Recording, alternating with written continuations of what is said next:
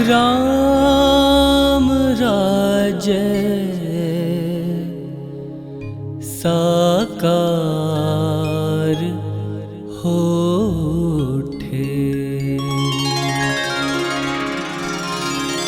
राम राज्य साकार होठे। राम राज्य साकार होठे। कलयुग सतयुग बन जाए। राम राज्य साकार होठे। कलयुग सतयुग बन जाए। ऐसी कृपा दृष्टि कर दो प्रभु। ऐसी कृपा दृष्टि कर दो प्रभु। स्वर्ग धरा पर आ जाए। राम राज्य साकार होठे। राम राज्य साकार होठे।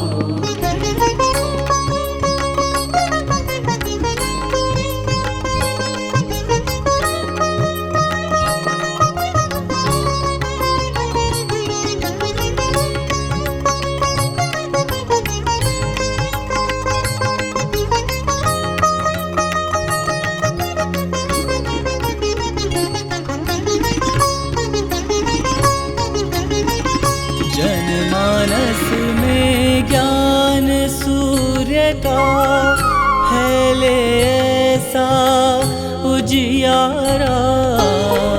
जनमानस में ज्ञान सूर्य का फैले ऐसा उजियारा।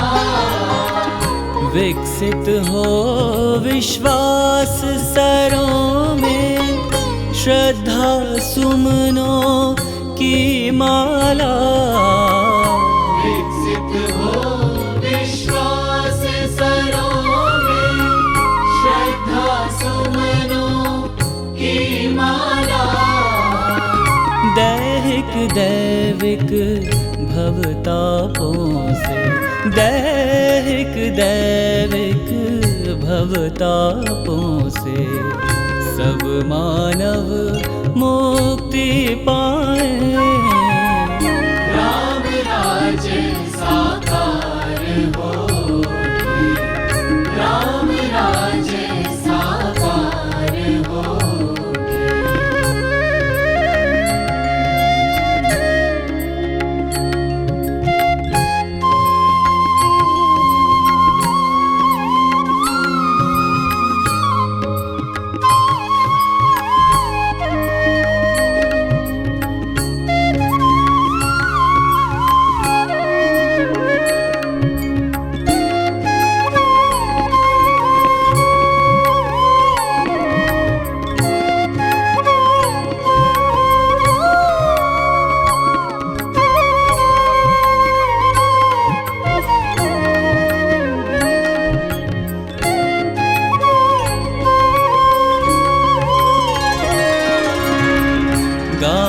गाँव की गली गली में मचल उठे भाईचारा। गाँव गाँव की गली गली में मचल उठे भाईचारा। नगर नगर की डगर डगर में गूंजे एकता का नारा। नगर नगर की डगर डगर में गूंजे एकता का नारा। उमड़ घुमड़ बादल शांति का। उमड़ घुमड़ बादल शांति का। नभ मंडल में छा जाए। राम राज्य साकार होठे। राम राज्य साकार होठे।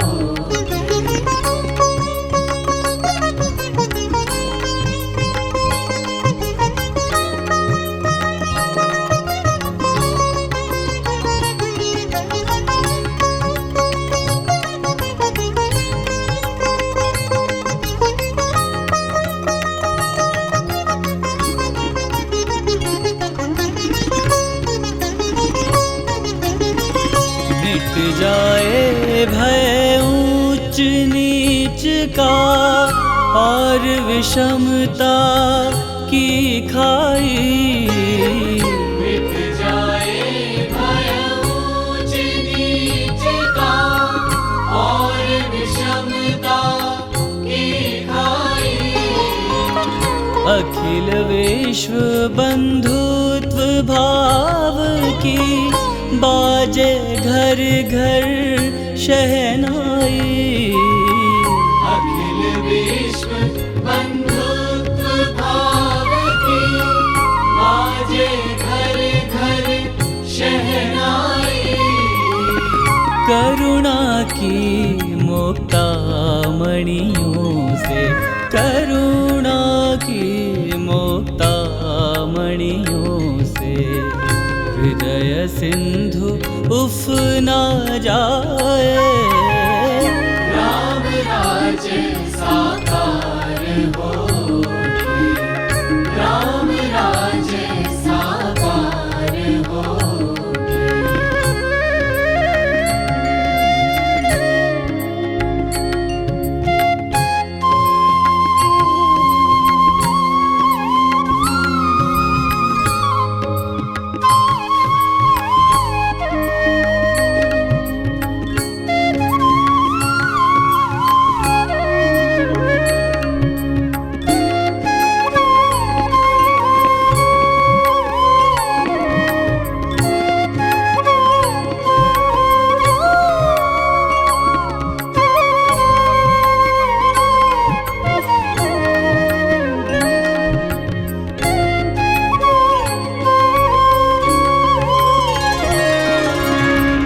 सत्संगति समीर की शीतल मंद चल उठे पुरवाई। सत्संगति समीर की शीतल मंद चल उठे पुरवाई। चार पदारथ मकरंद गंध से झूम उठे मन अमराई। चार पदारथ मकरंद गंध से झूम उठे मन अमराई। श्रुति कोकिल कंठों से फूटे, श्रुति कोकिल कंठों से फूटे भजनों की स्वर धाराएं। राम राज्य साकार होके, राम राज्य साकार होके। कलयुग सतयुग बन जाए, ऐसी कृपा दृष्टि कर दो प्रभु, ऐसी कृपा दृष्टि कर दो प्रभु। स्वर्ग धरा पर आ जाए। राम राज्य साकार होके, राम राज्य साकार होके, राम राज्य साकार होके। राम राज्य हो, राम राज्य हो, राम राज्य साकार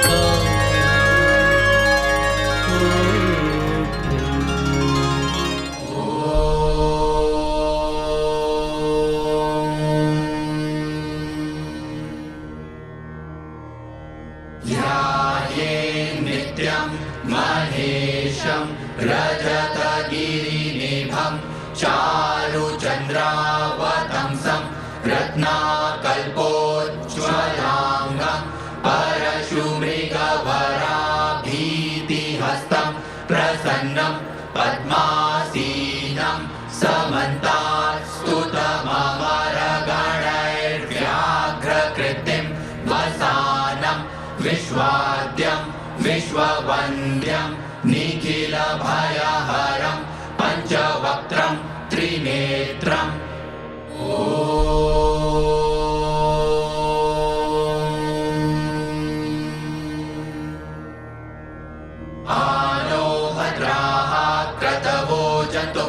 त्वतो दग्धासो अपनीता स उद्भिदः देवानो जथा सदमिद्रिधे असन्नप्रायुवो रक्षितारो दिवे दिवे देवानां भद्रासु मतिर्विजूयतां देवानागुरातिरभिरो निवर्तताम् देवानागुसंख्यमुपसेदिमा वयं देवान आयुः प्रतिरन्तु जीवसे तान् पूर्वयानि विदाहुमहे वयं भगमित्रमदितिं दक्षमश्रिधम् अर्चमणं वरुणगुं सोममश्विना सरस्वती नः सुभगा मयस्करत्त तन्नो वातो मयो भुवातु भेखजन्तन्माता पृथिवी तद्पिता द्यौः तद्ग्रावाणः सोमसुतो मयो भुवस्तदश्विना श्रीरुतधृष्ट्या ध्रुवम् तमीशानं जगतस्तस्थुखस्पतिं धियं जिन्वमवसे भूमहे वयम् ऊखानो जथा वेदसामसद्विधे रक्षिता पायुरदग्धः स्वस्तये स्वस्ति न इन्द्रो वृद्धश्रवाः स्वस्ति नः पूषा विश्ववेदाः स्वस्ति नस्तार्क्ष्यो अरिष्टनेमिः स्वस्ति नो बृहस्पतिर्दधातु पृषदश्वा मरुतः पृश्निमातरः शुभं जावानो विदधे कुजग्मयः अग्निजिह्वा मनवः सूरचक्षसो विश्वेनो देवा अवसागमन्निव भद्रकर्णेभिः शृणुयाम देवा भद्रं पश्येमाक्षभिर्जजत्रा। बोलिए जगत जननी माँ जगदम्बा भवानी की जय। राज राजेश्वरी माँ अम्बे भवानी की जय। मनसा देवी की जय। नंदा देवी की जय। सियावर रामचंद्र महाराज जी की जय। सद्गुरु सर्वश्री आशुतोष महाराज जी की जय। साचे दरबार की जय। परम पूजनीय गुरुदेव श्री आशुतोष महाराज जी की असीम अनुकंपा से दिव्य ज्योति जागृति संस्थान द्वारा आयोजित 7 दिवसीय श्रीमद् देवी भागवत महापुराण ज्ञान यज्ञ की षष्ठम आस्थायिका में माँ के इस सुंदर और पावन दरबार में हम उपस्थित समस्त भक्त श्रद्धालुओं का हार्दिक स्वागत करते हैं, हार्दिक अभिनंदन करते हैं। गुरुदेव श्री आशुतोष महाराज जी की शिष्या मंचासीन आदरणीय कथाव्यास देवी भागवत भास्कर महामनस्विनी साध्वी सुश्री अदिति भारती जी का आप सभी की ओर से एक जोरदार तेज तालियों के द्वारा हार्दिक स्वागत करते हैं, हार्दिक अभिनंदन करते हैं। भाइयों और बहनों, क्या आपने कभी ईसीजी मशीन को देखा है जिससे कि हार्ट की रिदमिक एक्टिविटी को चेक करते हैं? ईसीजी मशीन के ऊपर अगर सीधी रेखा आ जाए, स्ट्रेट लाइन आ जाए, तो इसका मतलब होता है कि दिल धड़कना बंद हो चुका है। There are no signs of life.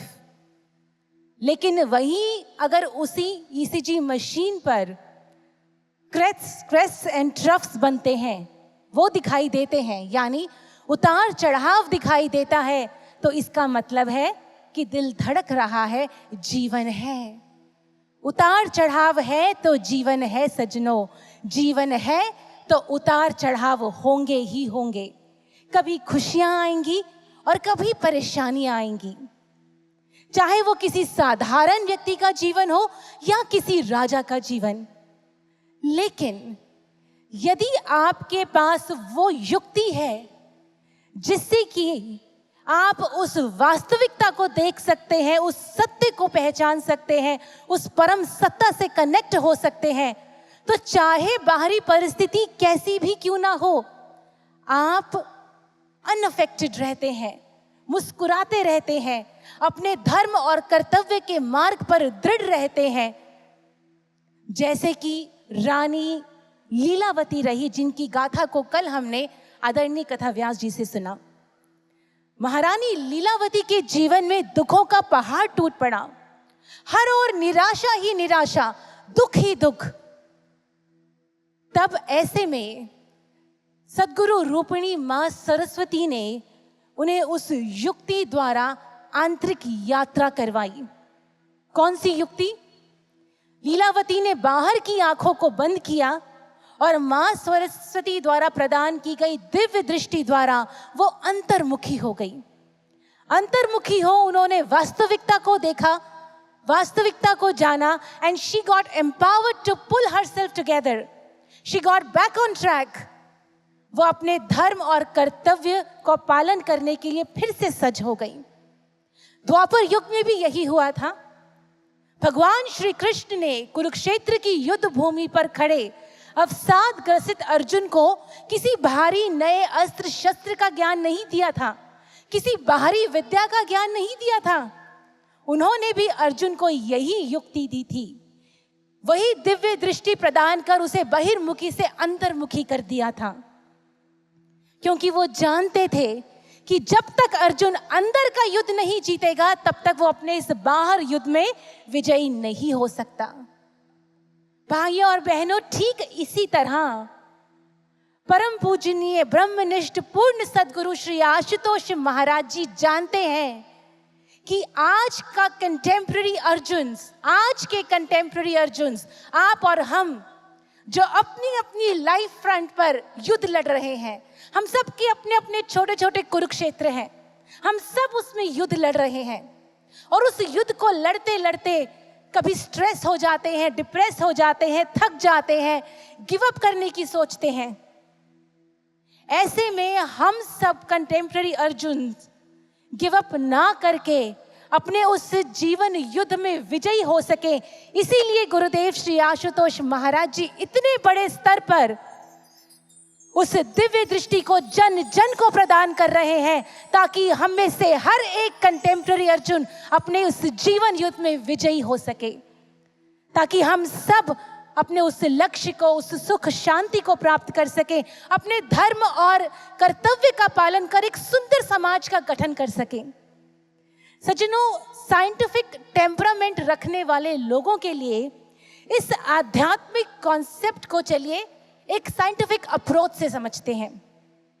आज आधुनिक शोधों से ये ज्ञात हो चुका है कि जागृत मन, आवर कॉन्शियस माइंड, और सब कॉन्शियस माइंड, हमारा अवचेतन मन, ये दो मन मुख्यतः हमारे जीवन को प्रभावित करते हैं।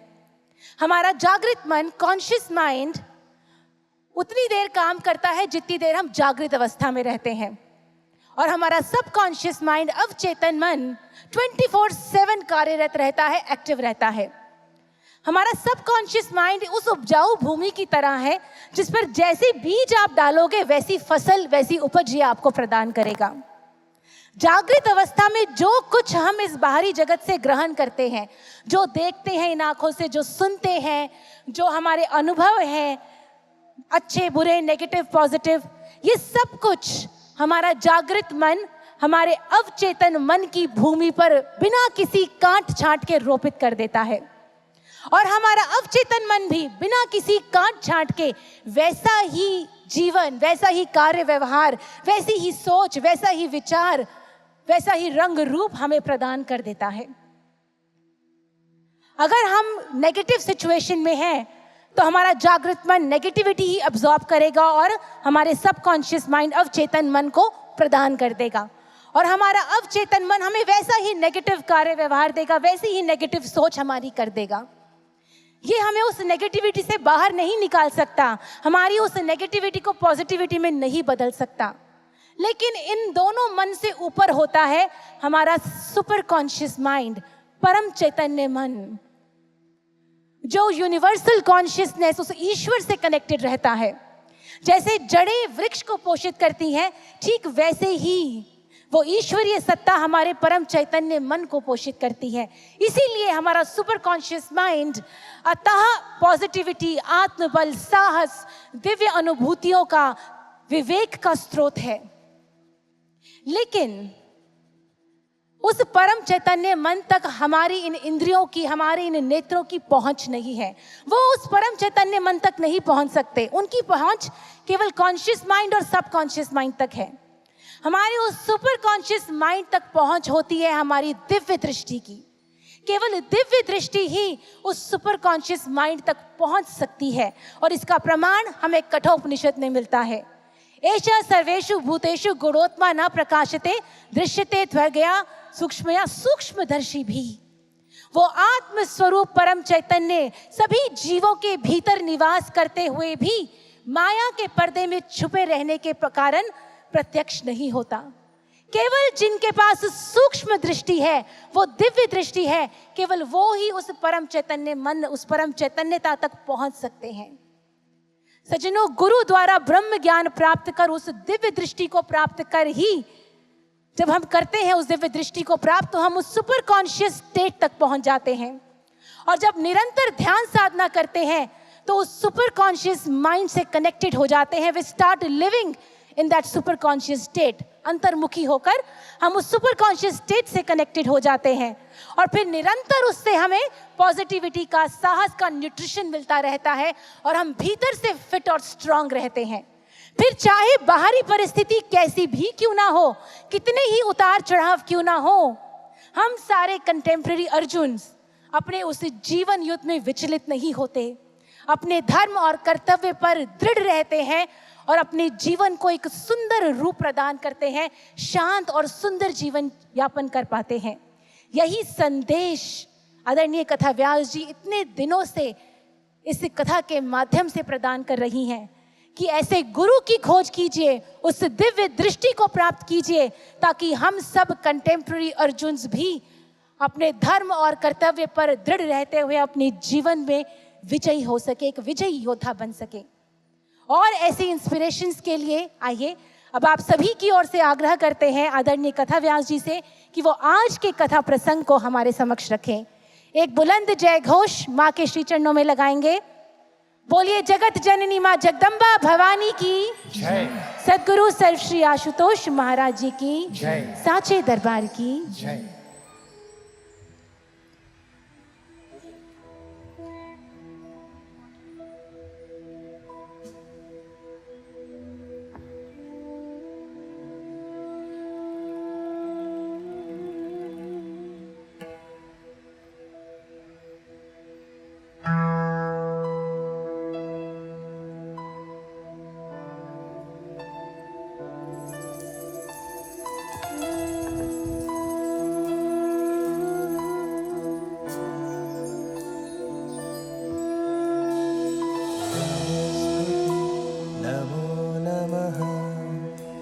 नमोस्तुते नमो नमः। हे माँ, नमोस्तुते आप जो स्फटिक की कांति वाली हैं, नमोस्तुते आप जो परब्रह्म स्वरूपिणी हैं, आप जो शुद्ध सत्व स्वरूपा हैं, नमो नमः। आप ही इस संपूर्ण सृष्टि को तेज से संपन्न कर रही हैं। आप ही ब्रह्म बल की प्रदायिनी हैं। आपके श्री चरणों की रज प्राप्त कर ये संपूर्ण धराधाम पवित्र हो जाता है। हे माँ, इस सृष्टि के ओर से छोर तक आपका विस्तार है। आप सृष्टि भी हैं और सृष्टि की कारिणी भी हैं। आप ही अपनी इच्छा से, अपने बल से इस संपूर्ण सृष्टि को आधार प्रदान करती हैं और आप ही अपनी इच्छा से इसे समेट लेती हैं। हे माँ सावित्री, जिस ब्रह्म तेज की आप प्रदायिनी हैं, उसी ब्रह्म बल से हमें भी पोषित करें, हमें भी सुशोभित करें। हे माँ, आपकी ये संतानें आपके श्री चरणों में कोटि कोटि नमन अर्पित करती हैं, कोटि कोटि नमन अर्पित करती हैं, कोटि कोटि नमन अर्पित करती हैं।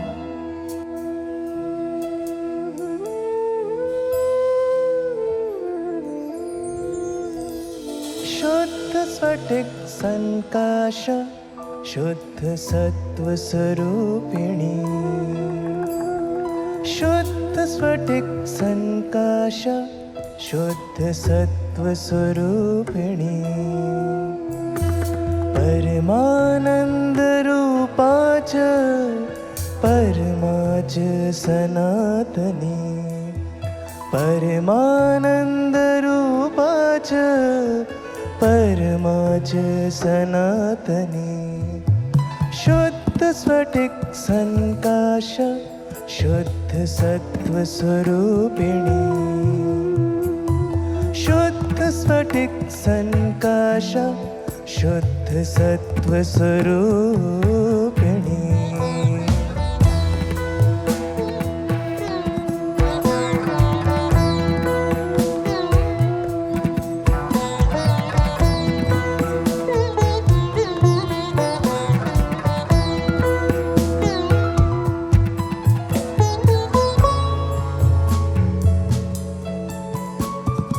परब्रह्म स्वरूपा च निर्वाण पददायिनी परब्रह्म स्वरूपा च निर्वाण पददायिनी ब्रह्म तेजोमयी शक्ति तदिष्टात्रि देवता नमोस्तुते नमो नमः नमोस्तुते नमो नमः नमोस्तुते नमो नमः नमोस्तुते नमो नमः नमोस्तुते नमो नमः नमोस्तुते नमो नमः नमोस्तुते नमो नमः नमोस्तुते नमो नमः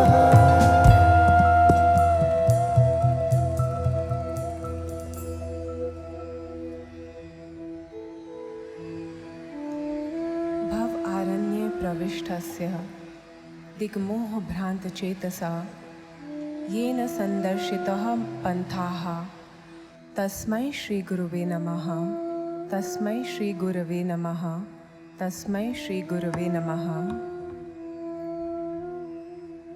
इस भव आरण्य में प्रवेश कर मोह से भ्रमित हो एक जीवात्मा भटकती है, परंतु वह सद्गुरु जब उसके जीवन में आते हैं वह उसे वो ब्रह्म ज्ञान प्रदान कर सतपथ की राह दिखाते हैं। ऐसे ही महान सद्गुरु सर्वश्री आशुतोष महाराज जी ने हमें भी अपने जीवन में श्रेष्ठ पथ दिखलाया। हे गुरुदेव, इस पथ पर आपकी आज्ञा को प्राप्त कर हम बढ़ते चलते जाएं। आपके श्री चरणों में हम कोटि कोटि नमन अर्पित करते हैं, कोटि कोटि नमन अर्पित करते हैं, कोटि कोटि नमन अर्पित करते हैं।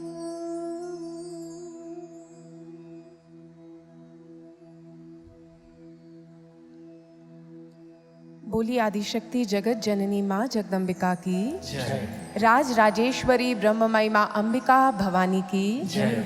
माँ मनसा देवी की जय। दिव्य गुरु श्री आशुतोष महाराज जी की जय। साचे दरबार की जय। उपस्थित माँ के प्रिय भक्तों, एक बार पुनः आप सभी का हार्दिक अभिनंदन, हार्दिक स्वागत है इस सभा में। भक्तों, माँ और एक संतान का संबंध ये बहुत ही सहज होता है। सहज कैसे? एक माता एक शिशु को जन्म देती है और अपनी बाल्य अवस्था में वो शिशु जो है उसकी इंद्रियां विकसित नहीं हुई हैं, अभी वो चल नहीं सकता, अभी वो बोल नहीं सकता, और यूं इस अवस्था में उसका ध्यान कौन रखता है? उसकी माँ। उसकी माँ चाहे कहीं पर भी हो, घर का कोई भी कार्य कर रही हो, उनका पूरा ध्यान जो है वो अपनी संतान पर होता है। संतान को भूख लगे उससे पहले माता उसके भोजन का प्रबंध कर देती है। वह एक बार पुकारे, एक बार रोना प्रारंभ करे, माँ अपना सारा काम छोड़कर उसके पास आ जाती है और फिर चाहे जितना मर्जी समय लगे उसे चुप करवाने में, उसे सुलाने में, सारा समय उस बालक का है। भक्तों, शायद यही कारण है एक बालक का ऐसा समर्पण जो है ना, वो उस माँ को प्रेरित करता है कि वो पूरा ध्यान दे अपने बालक पर। और शायद यही समर्पण है एक बालक का, जिसके कारण हमारे ऋषि मनीषियों ने, हमारे भक्तों ने शास्त्र ग्रंथों में दर्ज किया और कहा कि अगर उस भगवती को प्राप्त करना है, अगर उस ब्रह्म स्वरूपिणी का आश्रय तुम्हें चाहिए, तो फिर अपने मन को बालवत बना लो, बालवत हो जाओ। क्योंकि एक बालक जो है, जब वो अपना सर्वस्व अर्पित करता है, जब वो पूरी तरह समर्पित हो जाता है, तो फिर माता को कहना नहीं पड़ता, वो सब कुछ उसके लिए उपलब्ध करवा देती है। परंतु वही बालक जब बड़ा होता है, अपनी मनमर्जी करने लगता है, तो माता भी उसे छोड़ देती है। माता भी कहती है, जाओ खेलो, गिरोगे, बुलाओगे तो मैं आ जाऊंगी। भक्तों, ठीक ऐसे ही इस संसार में माँ ने हमें भेजा और माँ ने हमें आश्वस्त किया था कि जब भी बुलाओगे, जब भी मेरी ओर देखोगे, अपने संग मुझको पाओगे। लेकिन हम इस संसार में मस्त हुए, हमने खुद को ही कर्ता समझ लिया और नतीजा क्या हुआ? समर्पण खत्म हुआ और माँ चाह कर भी हमें हमारी मदद करना चाहे तो हम उसकी मदद लेते ही नहीं हैं। इसलिए हमारे शास्त्र ग्रंथों में समर्पण के इस भाव की बहुत महिमा गाई गई, क्योंकि जहां पर ये समर्पण का भाव जैसा एक शिशु में होता है वो प्रकट हो जाता है ना, तो फिर उस समर्पण को देखकर, उस समर्पण की अवस्था को देखकर वहीं पर दिव्य चमत्कार घटते हैं। इस संसार में ही देखिए, एक माटी जो है वह अपने आप को सौंप देती है कुम्हार के हाथ में, और जब कुम्हार उस माटी को चाक पर चढ़ाता है, जब उसे रौंदता है, मसलता है, छानता है, फिर उसे चाक पर चढ़ाता है, चाक पर चढ़ाता है और उसे तेजी से घुमाता है, तो एक नवीन आकार को उसमें से जन्म दे देता है। उस नवीन आकार को प्राप्त कर वह मटका हो सकता है, वह कोई गमला हो सकता है। अपनी बनाई हुई आकृति को वो फिर भट्टी में डालता है और तपाता है। उस माटी को अगर उसमें चेतना होती और वो बोल सकती, चेतना तो है बहुत सूक्ष्म स्तर की, परंतु यदि वो बोल सकती तो शायद हमारी तरह वो भी शिकायत करती उससे। परंतु क्योंकि उसके मन से, उसके भीतर से कोई शिकायत नहीं उठती, इसीलिए वो सड़क पर रुलती हुई मिट्टी से एक सुंदर घड़े का आकार लेकर किसी के मस्तक पर जाकर सवार हो जाती है। ये समर्पण का चमत्कार है। सड़क पर रुलता हुआ एक पत्थर जब एक मूर्तिकार के हाथ में आता है और वो पत्थर अपने आप को समर्पित कर देता है उस मूर्तिकार के हाथों में, तो कल तक जो सड़क पर रुल रहा था वो मूर्तिकार उस पत्थर को काटता है, छांटता है, तराशता है, और अंततः क्या होता है? उस पत्थर के समर्पण के कारण उस पत्थर में से एक सुंदर मूर्ति आकार लेती है, जिसे देवालय में सजाया जाता है। और जो कल तक पैरों में आ रहा था, ठोकरें खा रहा था, अब लोग उसके चरणों में आकर नतमस्तक होते हैं। भक्तों, यह है समर्पण का चमत्कार। अगर वो समर्पण का भाव हमारे जीवन में पैदा हो जाए तो फिर मानव के भीतर भी एक चमत्कार घटे। वह माँ प्रतीक्षा कर रही है कि कब हम अपने आप को उसे सौंप दे पूर्ण रूपेण, क्योंकि वह हम साधारण सी जीवात्माओं में से महामानवों को घड़ने का दम रखती है। वो हमें घड़ना चाहती है, परंतु समस्या है कि वो समर्पण का भाव हमारे भीतर पैदा नहीं होता। ये गाथा हमारे भीतर उस समर्पण के भाव को पैदा करने का एक प्रयास है। ये गाथा हमारे भीतर हमारे दिव्य अस्तित्व को प्रकट करने का एक प्रयास है, लेकिन ये प्रयास सफल तब होगा जब हम अपने आप को जानने के लिए, अपने आप को संवारने के लिए, अपने आप को माँ के यंत्र के रूप में निर्मित करने के लिए उपलब्ध करेंगे, स्वयं को आगे बढ़ेंगे। भक्तों, आज जिन गाथाओं को हम सुनेंगे ना, उनमें इसी भाव की अभिव्यक्ति है, उसमें मानव की दिव्य शक्तियों की अभिव्यक्ति है, उसमें समाज की एक नवीन आकृति की अभिव्यक्ति है जिसे हम सुनेंगे। गत दिवस हमने मुनि श्रेष्ठ नारायण जो गाथाएं सुना रहे थे नारद मुनि जी को, उन्हें सुनना प्रारंभ किया था। और मुनि श्रेष्ठ नारायण ने नारद मुनि जी को पंच प्रकृति देवियों के बारे में बताया था। उन पंच प्रकृति देवियों में से हमने 2 देवियों की गाथा कल श्रवण की थी। वह थी श्री राधा और माँ सरस्वती। आज भक्तों, हम और 2 पंच प्रकृति देवियों में से ही 2 देवियों की गाथा श्रवण करेंगे। पहले श्रवण करेंगे माँ सावित्री की गाथा और उसके बाद श्रवण करेंगे माँ लक्ष्मी के आविर्भाव की गाथा। नारद मुनि जी मुनि श्रेष्ठ नारायण के श्री चरणों में बैठकर इस दिव्य गाथा को श्रवण कर रहे हैं और जैसे जैसे माँ की लीलाओं को श्रवण कर रहे हैं, उनकी उत्सुकता जो है वो और तीव्र होती चली जा रही है। और आज वह मुनि श्रेष्ठ नारायण से आग्रह करते हैं माँ सावित्री की दिव्य गाथा को श्रवण करवाने के लिए। मुनि श्रेष्ठ नारायण कहते हैं, चलो मैं तुम्हें माँ सावित्री की गाथा श्रवण करवाता हूँ। उनका आविर्भाव कब हुआ था, आज वो संपूर्ण वृतांत मैं तुम्हारे समक्ष रखूंगा।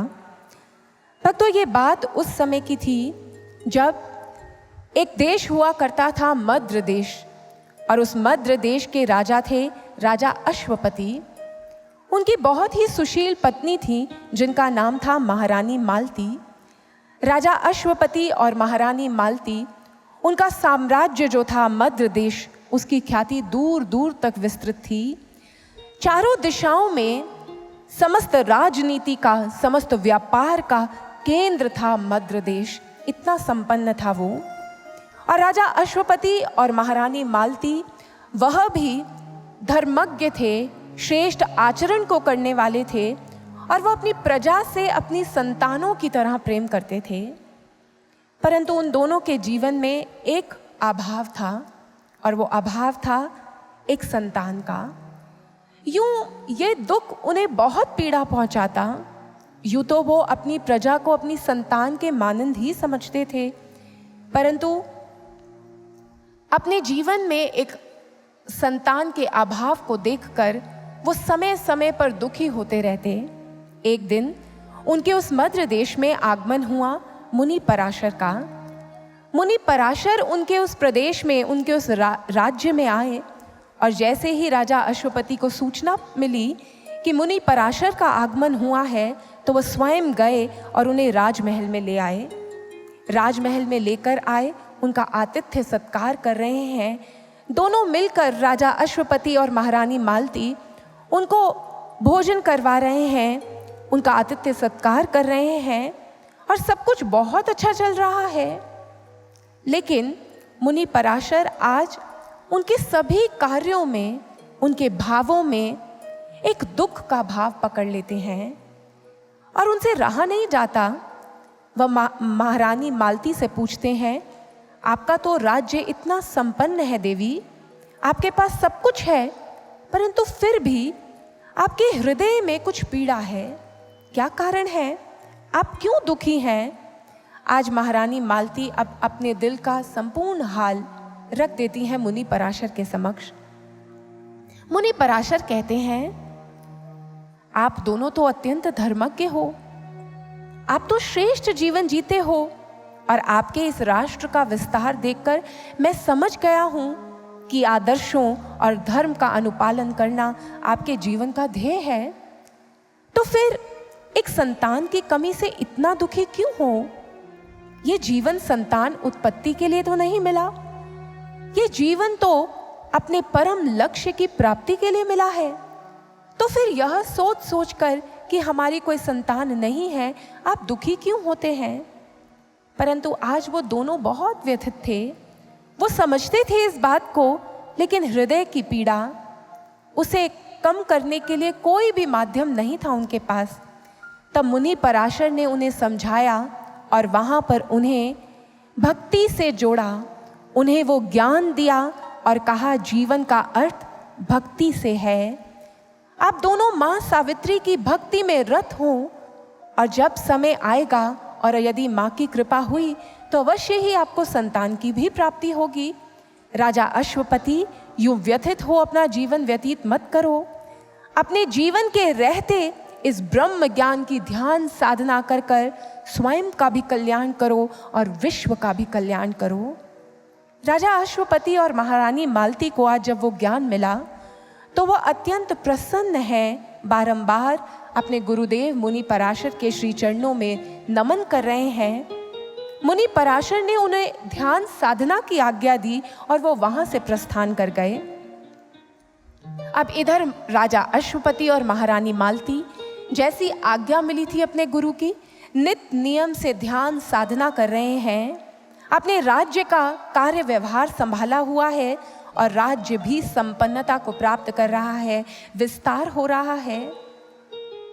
भक्ति की लगन कुछ ऐसी लगी राजा अश्वपति को कि एक दिन आया जब राजा अश्वपति खुद को रोक नहीं पाए। आज ऐसा वैराग्य उनके हृदय में जागा कि उन्होंने अपनी पत्नी को कहा, देवी मालती, मैं अब तपस्या करना चाहता हूँ। मेरा हृदय बस उस भगवती के दर्शन प्राप्त करना चाहता है। मैं माँ को देखना चाहता हूँ, मैं उनके दर्शन पाना चाहता हूँ। अब एक क्षण भी मुझसे इस संसार के कार्य व्यवहार नहीं हो पाएंगे। इसलिए देवी, अब कुछ समय के लिए मंत्रियों के साथ मिलकर आप इस राष्ट्र का कार्यभार संभालिए और मुझे अनुमति दीजिए। मैं वन प्रदेश में जाकर गहन ध्यान में निमग्न होना चाहता हूँ और मैं भगवती की कृपा को प्राप्त करना चाहता हूँ। आप मेरा सहयोग दीजिए। महारानी मालती जब अपने स्वामी का ऐसा वैराग्य देखती हैं तो हृदय में बहुत प्रसन्न हो रही हैं। सोचती है कि आज कैसा परिवर्तन आ गया हमारे जीवन में। कल तक हम व्यथित होते थे एक संतान को प्राप्त करने के लिए और आज तो भगवती ही हमारे जीवन की धुरी हो गई हैं। आज वो अपने पति को स्वीकृति देती हैं और कहती हैं, अवश्य स्वामी आप जाइए, मैं इस राज्य का कार्यभार अवश्य ही संभाल लूंगी।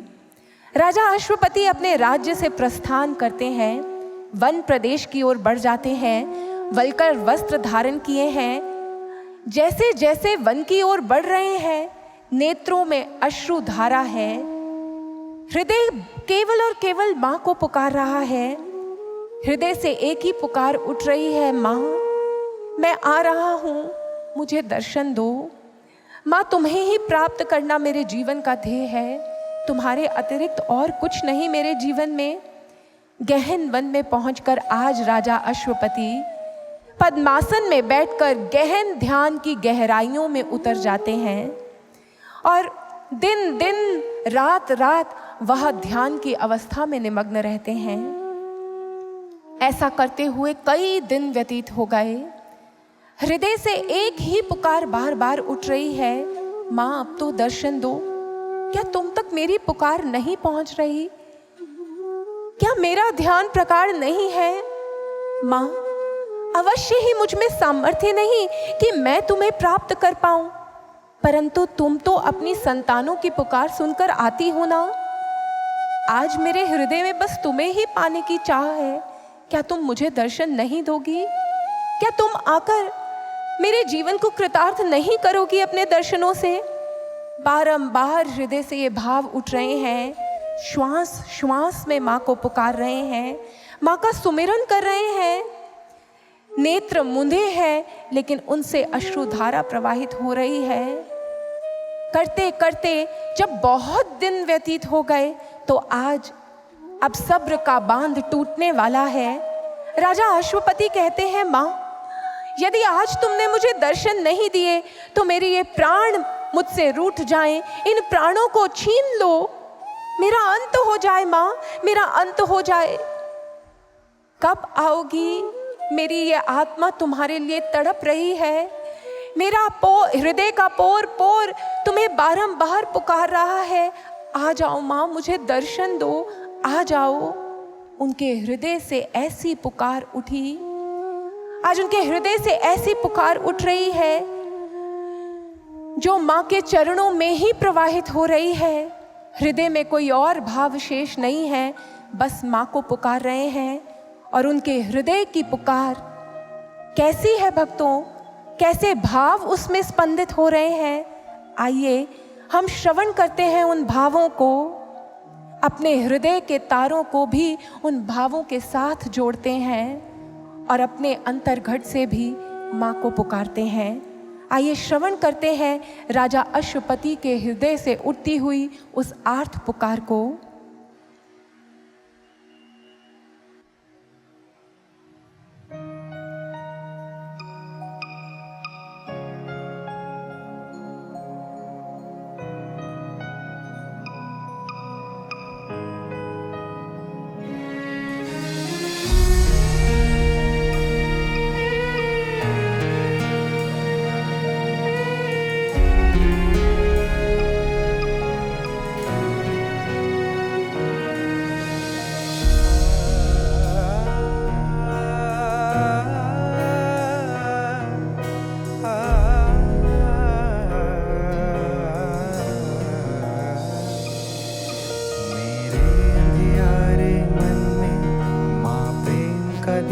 जलाओ, दिल रोए तेरी याद में, कुछ ऐसी लगन लगाओ।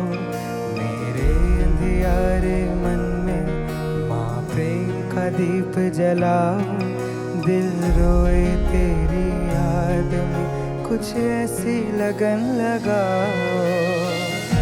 नैना दरिया कब से सूखे, वर्षा इन पर बरसाओ ना, ना देर करो हे माँ, आ जाओ ना, आ जाओ ना, आ जाओ ना, आ जाओ ना, आ जाओ ना, आ जाओ ना,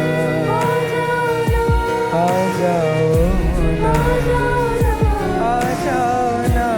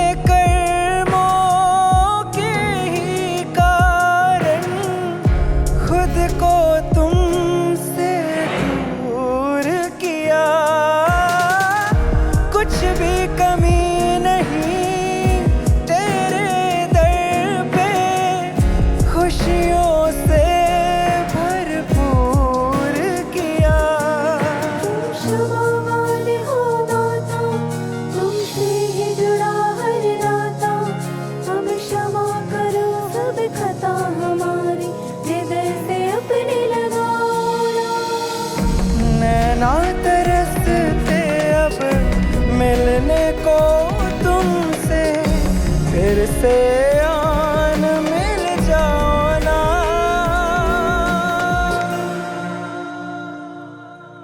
ना देर करो हे माँ, आ जाओ ना, आ जाओ ना, आ जाओ ना, आ जाओ ना,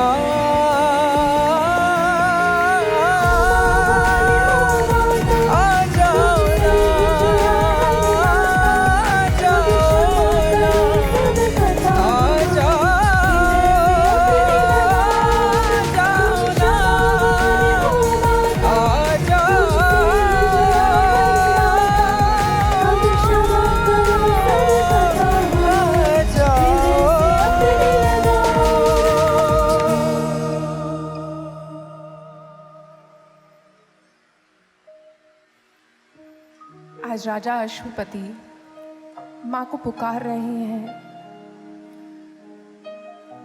बारंबार यही कह रहे हैं, माँ तुम आकर एक बार दर्शन दे दो।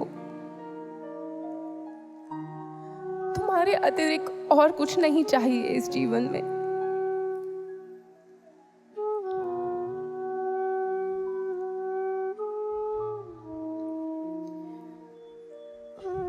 केवल एक बार आकर माँ दर्शन दे दो। मेरे हृदय के तार तार तुमसे यही गुहार कर रहे हैं, बस एक बार आकर माँ मुझे दर्शन दे दो। आज यदि आपने मुझे दर्शन नहीं दिए तो मेरा ये जीवन खत्म हो जाए माँ। मुझे तुम्हारे अतिरिक्त किसी और की अभिलाषा नहीं। आज जब राजा अश्वपति के हृदय से ऐसी पुकार उठी तो वह माँ जो अपनी संतानों की पुकार सदैव सुनती हैं, जो सदैव अपनी संतानों के साथ साथ रहती हैं, वह आज उस वन प्रदेश में राजा अश्वपति के समक्ष संपूर्ण श्री विग्रह लेकर प्रकट हो गई। आज माँ ने अपना जब वह स्वरूप उनके समक्ष प्रकट किया तो राजा अश्वपति के मस्तक पर हाथ रखती हैं और कहती है, अश्वपति मैं तुमसे दूर कब थी, जब तुम अपने राजमहल से निकले थे वन प्रदेश की ओर, तब से मैं तुम्हारे साथ हूं। बताओ अश्वपति, तुम्हारे हृदय में जब वो भाव उठे थे मुझे प्राप्त करने के, तब क्या मैं तुमसे दूर थी? मैंने ही तुम्हारे हृदय में वो पुकार उठाई थी और मैं प्रतीक्षा कर रही थी कि कब तुम्हारे हृदय की पात्रता इतनी हो जाती है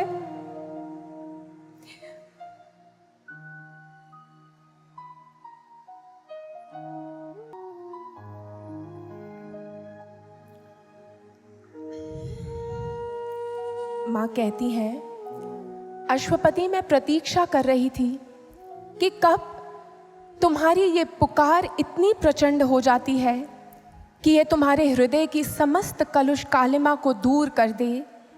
ये विलंब इसलिए किया है ताकि तुम्हारे पात्र में मैं वो डाल सकूं जिसकी तुमने कभी कल्पना भी ना की हो। अश्वपति, आज मैं तुम्हें ये वरदान देती हूँ कि तुम्हारे घर में मैं स्वयं पुत्री बनकर जन्म लूंगी और तुम्हारी इस तपस्या का फल ये संपूर्ण विश्व प्राप्त करेगा। इसीलिए मैंने ये विलंब किया पुत्र। आज मैं तुमसे अत्यंत प्रसन्न हूँ और मैं तुम्हें वरदान देती हूँ कि शीघ्र अतिशीघ्र मैं तुम्हारे घर में जन्म लूंगी। मेरा नाम सावित्री रखना। आज माँ ने राजा अश्वपति को ये आशीर्वाद दिया। राजा अश्वपति रो रो के माँ के चरणों को प्रक्षालित कर रहे हैं, कस के पकड़ लिया है उनके चरणों को। वह तो कुछ और चाहते ही नहीं, वो तो सिर्फ माँ को चाहते हैं। और आज माँ अब कहती हैं, अश्वपति तुम्हारी तपस्या पूर्ण हुई, तुम्हारा ध्यान पूर्ण हुआ, अब लौटो अपने राज्य की ओर। तुम्हारे राज्य के वासी, तुम्हारे प्रजाजन तुम्हारी प्रतीक्षा कर रहे हैं और प्रतीक्षा करो मेरे आगमन की। जाओ अश्वपति जाओ, अपने कर्तव्य का निर्वाह करो। आज माँ से ऐसा आशीर्वाद प्राप्त किया। राजा अश्वपति ने दंडवत प्रणाम किया माँ के चरणों में और आज वहाँ से प्रस्थान करने के लिए बढ़ गए। माँ अंतर्ध्यान हो गई। राजा अश्वपति अत्यंत प्रसन्न है और अब मद्र देश में सूचना मिल गई कि उनके राजा माँ के उस दर्शनों को प्राप्त कर लौट रहे हैं। मद्र देश में चारों ओर आनंद ही आनंद है, क्योंकि सभी प्रजावासी अपने राजा से अत्यंत प्रेम करते हैं। आज जैसे ही महारानी मालती को यह सूचना मिली, उन्होंने आरती की थाल सजा ली। संपूर्ण राजमहल आज सुसज्जित है और जब राजा अश्वपति का आगमन हुआ मद्र देश में राजमहल में, तो आज चारों ओर आनंद ही आनंद है। राजा अश्वपति महारानी मालती को बताते हैं कि माँ ने आशीर्वाद दिया है कि वह हमारी संतान बन जन्म लेगी। महारानी मालती ये सुनकर अत्यंत प्रसन्न है। काल चक्र का प्रवाह आगे बढ़ा, समय व्यतीत हुआ और तब महारानी मालती ने गर्भावस्था को धारण किया। गर्भावस्था को धारण किया और अब राजा अश्वपति और महारानी मालती को प्रतीक्षा है उन दिव्य रूप धारिणी की जो उनके घर में उनकी संतान बन के जन्म लेने वाली है। काल चक्र आगे बढ़ा और वह समय भी आया जब उनके घर में एक नन्ही सी कन्या ने जन्म लिया। उस कन्या का नाम माँ की आज्ञा पर सावित्री रखा गया और वो सावित्री जो थी अत्यंत दिव्य थी। उनकी रूप, उनका स्वरूप अत्यंत दिव्य था। संपूर्ण मध्य देश आज प्रसन्न था क्योंकि उनके राजा और उनकी महारानी को एक संतान की प्राप्ति हुई थी और वह सावित्री जो थी संपूर्ण मध्य देश के वासियों की आंखों का तारा थी। यूँ सावित्री बड़ी होने लगी। राजा अश्वपति उसे देखकर आनंदित होते और जब वह थोड़ी बड़ी हुई तो उसे विद्या अर्जित करने के लिए उन्होंने गुरुकुल में भेजा।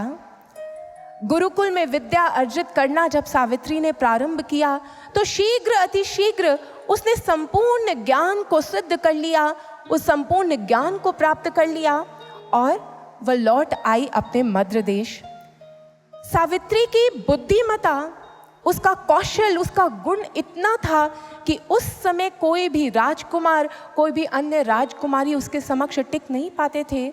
यूँ सावित्री की बुद्धिमता, उसकी कुशलता की ख्याति चारों दिशाओं में विस्तृत हो रही थी और राजा अश्वपति अपनी पुत्री के ऐसे स्वरूप को देखकर, उसकी ऐसी कुशाग्र बुद्धि और बुद्धिमता को देखकर अत्यंत प्रसन्न थे। लेकिन साथ ही साथ जैसे जैसे सावित्री बड़ी हो रही थी उनको एक चिंता सताने लगी। उन्हें लगा मेरी पुत्री तो श्रेष्ठ है और उसके समान तो कोई और है ही नहीं, तो इसका विवाह कैसे होगा। और अब तो इसने यौवनावस्था को भी प्राप्त कर लिया है। यूँ एक दिन इसी चिंता से ग्रसित थे तो वहाँ पर आगमन हुआ मुनि पराशर का। मुनि पराशर आए और जब मुनि पराशर ने उनके चेहरे पर वो चिंता की रेखाएं देखी तो कहने लगे, अश्वपति, अब तो तुम्हें सावित्री भी प्राप्त हो गई है, माँ के इतने दिव्य दर्शन भी तुमने पाए, लेकिन फिर भी तुम चिंतित हो, क्या कारण है। तब राजा अश्वपति ने कहा, मुनि पराशर, कारण यह है कि सावित्री बड़ी हो गई है, अब उसका विवाह करना चाहिए, परंतु वह तो सबसे श्रेष्ठ है, उसके साथ किसका विवाह करें, उसके समान कोई राजकुमार दृष्टिगोचर ही नहीं होता। मुनि पराशर मुस्कुराने लगे और कहते हैं, राजा अश्वपति, अपनी पुत्री उसी को भेजो विश्व भ्रमण पर। वो सावित्री जो है वो बुद्धिमान है, श्रेष्ठ है, वो स्वयं अपने लिए वर का चयन करेगी। आज राजा अश्वपति ने अब अपनी पुत्री को बुलाया और कहा, पुत्री जाओ, अपनी सखियों के संग विश्व भ्रमण पर जाओ और अपने लिए एक श्रेष्ठ वर का चयन करो। सावित्री अपनी माता की, गुरु पराशर की और अपने पिता की आज्ञा लेकर वहाँ से प्रस्थान करती है, विश्व भ्रमण पर निकल जाती है। अलग अलग जगहों पर जाकर वह ज्ञान अर्जित कर रही है, ज्ञान वितरित कर रही है और करते करते विश्व भ्रमण पर जब वो निकली थी तो एक दिन वो एक वन प्रदेश में पहुंचती है। उस वन प्रदेश में भ्रमण कर रही है और आज एकाएक उसकी दृष्टि एक नव युवान पर पड़ती है। वह युवान जो है वह उस वन में लकड़ी काटने का कार्य कर रहे हैं, परंतु सावित्री जब उनको ध्यान से देखती है तो उसे लगता है ये कोई साधारण युवा तो नहीं है। इन्हें देखकर, इनके कार्य व्यवहारों को देखकर और इनके मुख पर इस तेज को देखकर तो लगता है अवश्य ही ये कोई राजकुमार है। अब सावित्री अपनी सखियों को कहती है, जाओ पता करो ये कौन है जो यहाँ पर लकड़ियाँ काट रहे हैं।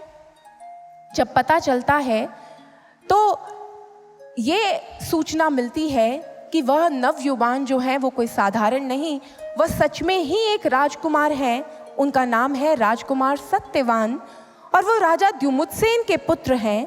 राजा द्युमुत्सेन की नेत्र ज्योति जाने के कारण छल से उनका राज्य उनसे छीन लिया गया और तब राजा द्युमुत्सेन अपने परिवार के साथ, अपने उस राजकुमार के साथ इस वन प्रदेश में रहने को आ गए। और यूं सावित्री अब कुछ दिन वहीं ठहरती है और वह सत्यवान की जीवनचर्या का अवलोकन करती है। जब कई दिन व्यतीत हो जाते हैं तो वो मन ही मन निर्णय कर लेती है कि मैं वरण करूंगी तो सत्यवान का, सत्यवान ही मेरे स्वामी होंगे। और जैसे ही उसने ये निर्णय किया, अब वह अपनी विश्व भ्रमण की यात्रा को स्थगित करती है और लौट चलती है अपने राजमहल की ओर। मद्र देश में पहुंचकर आज अपने पिता, अपनी माता और मुनि पराशर जो वहीं थे उनके चरणों में प्रणाम करती है। और उसे देखकर आज तीनों ही बहुत प्रसन्न हैं। राजा अश्वपति पूछते हैं, कैसी रही तुम्हारी यात्रा पुत्री? आज सावित्री कहती है, उत्तम, बहुत अच्छी रही पिताश्री, और मैंने अपने लिए एक सुयोग्य वर का चयन भी कर लिया है। मैं विवाह करूंगी राजकुमार सत्यवान से। आज जैसे ही मुनि पराशर ने यह सुना, प्रसन्न हो गए, कहने लगे, उत्तम, श्रेष्ठ चयन, तुमने श्रेष्ठ चयन किया है सावित्री। इस समय इस धराधाम पर सत्यवान के जैसा कोई और राजकुमार नहीं। वह श्रेष्ठ है, गुणी है, संयमी है, उसके अंदर समस्त श्रेष्ठ गुणों का समन्वय है, इसलिए अवश्य ही तुमने श्रेष्ठ चयन किया है। परंतु पुत्री, एक बात बताओ, तुम इतनी श्रेष्ठ हो, कुशाग्र बुद्धि हो, तुम्हें विवाह करने की आवश्यकता क्या है? क्यों करना चाहती हो विवाह? छोड़ दो, विवाह क्यों करना है? अपने इस राज्य के कार्य व्यवहार को संभालो। आज जैसे ही सावित्री यह सुनती है, राजा अश्वपति और महारानी मालती भी मुनि पराशर की ओर देखने लगते हैं। सावित्री भी देख रही है कि आपकी आज्ञा से ही तो मैं विश्व भ्रमण पे गई थी, अब ऐसा क्यों कह रहे हैं? राजा अश्वपति प्रश्न कर देते हैं, कहते हैं, मुनि पराशर, क्या हुआ? क्या इसका चयन ठीक नहीं है? मुनि पराशर अब गंभीर होते हैं और कहते हैं, इसका चयन तो श्रेष्ठ है, लेकिन एक समस्या है। इसने जिसका चयन किया है उसकी केवल एक वर्ष की जीवन अवधि शेष रह गई है। ठीक 1 वर्ष के बाद सत्यवान की मृत्यु जो है वो निर्धारित है। इसीलिए अब सावित्री अगर उससे विवाह करेगी तो 1 वर्ष के बाद इसका क्या होगा? सावित्री कहती है, मुस्कुराने लगती है और कहती है, मुनिवर, बस इतनी सी बात है। आपने ही तो कहा है, जीवन में जो होना है वो तो होगा ही। जीवन की परिस्थितियों से भाग जाना तो एक मानव का लक्षण नहीं है। इसलिए अब जब मुझे ये पता चला है कि सत्यवान के जीवन में केवल 1 वर्ष शेष रह गया है, तो मैं अपना चयन कैसे बदल दूं? और आपने ही तो हमें वो ज्ञान दिया है जिस ज्ञान की शक्ति से असंभव भी संभव हो सकता है। तो फिर अगर मेरी नियति है कि सत्यवान से मेरा वियोग होगा 1 वर्ष बाद, तो मुझे इस ज्ञान से उसे भी सहने का संबल मिलेगा, शक्ति मिलेगी। अन्यथा इस ज्ञान के बल पर देखते हैं नियति क्या रंग दिखाती है। आज जब मुनि पराशर ने ऐसे शब्द सुने सावित्री के मुख से, तो वो प्रसन्न हो गए। उन्होंने अपना वर्ध हस्त उठाया और कहा, पुत्री, तुम्हारा विवाह सत्यवान से ही होना चाहिए। आज अब मद्र देश से शगुन के थाल लेकर राजा अश्वपति और महारानी मालती पहुंच गए राजा द्युमुत्सेन के पास। राजा द्युमुत्सेन से सत्यवान और सावित्री के विवाह के लिए आग्रह किया और राजा द्युमुत्सेन भी अत्यंत प्रसन्न थे। उन्होंने विवाह के लिए स्वीकृति दी। समय व्यतीत हुआ और सावित्री और सत्यवान का विवाह संपन्न हो गया। जब सावित्री और सत्यवान का विवाह संपन्न हुआ तो सावित्री अपने राजमहल को छोड़कर सत्यवान के साथ वन प्रदेश में रहने आ गई। अब वन प्रदेश में रह रही है, अपनी सास ससुर की सेवा कर रही है, अपने दाम्पत्य जीवन का निर्वाह कर रही है, लेकिन साथ में एक कार्य और कर रही है। वह निरंतर ध्यान साधना करती। रात्रि के उन प्रहरों में जब सब सो रहे होते तो वह गहन ध्यान साधना में उतर जाती। अपने गुरु का ध्यान करके वह गहन ध्यान में उतरती और करते करते उसने अपने ध्यान को ऐसा सिद्ध कर लिया कि वह अंतर जगत में उतरकर ब्रह्मांड के विविध नज़ारों को देखती। उसने अपने ध्यान को इतना प्रगाढ़ कर लिया कि वह अपने सूक्ष्म देह को लेकर ब्रह्मांड के विस्तृत दृश्यों का अवलोकन करती, अलग अलग स्थानों पर जाती और उस ध्यान की गहनता में उतरकर उसने अपने भीतर उन शक्तियों को अर्जित किया, जिन शक्तियों से उसे पता चल गया कि सत्यवान की मृत्यु किस दिन आएगी। यूं वो निरंतर अपनी ध्यान साधना कर रही थी, दाम्पत्य जीवन का निर्वाह कर रही थी, और करते करते सारा कार्य करते करते वह समय भी आ गया जब सत्यवान की मृत्यु में केवल अब 1 दिन शेष रह गया था। अब उसे पता था कि कल सत्यवान की मृत्यु निर्धारित है, तो उसने 1 दिन पहले ही अपने सास ससुर से आज्ञा ली कि कल मैं अपने स्वामी के साथ वन में जाऊंगी। जब वो लकड़ी काटने जाते हैं, क्या मैं भी उनके साथ जा सकती हूँ? सास ससुर ने आज्ञा दे दी, और अगले दिन प्रातः जैसे ही सत्यवान वन में जाने के लिए तैयार हुए, सावित्री भी आज उनके संग चल पड़ी। दोनों चलते चले जा रहे हैं। चारों ओर वन प्रदेश विस्तृत हो रहा है। चलते चलते जब वो गहन वन में पहुंचते हैं, जिस स्थल पर सत्यवान लकड़ियां काटते थे, आज वो लकड़ी काटने का कार्य प्रारंभ करते हैं।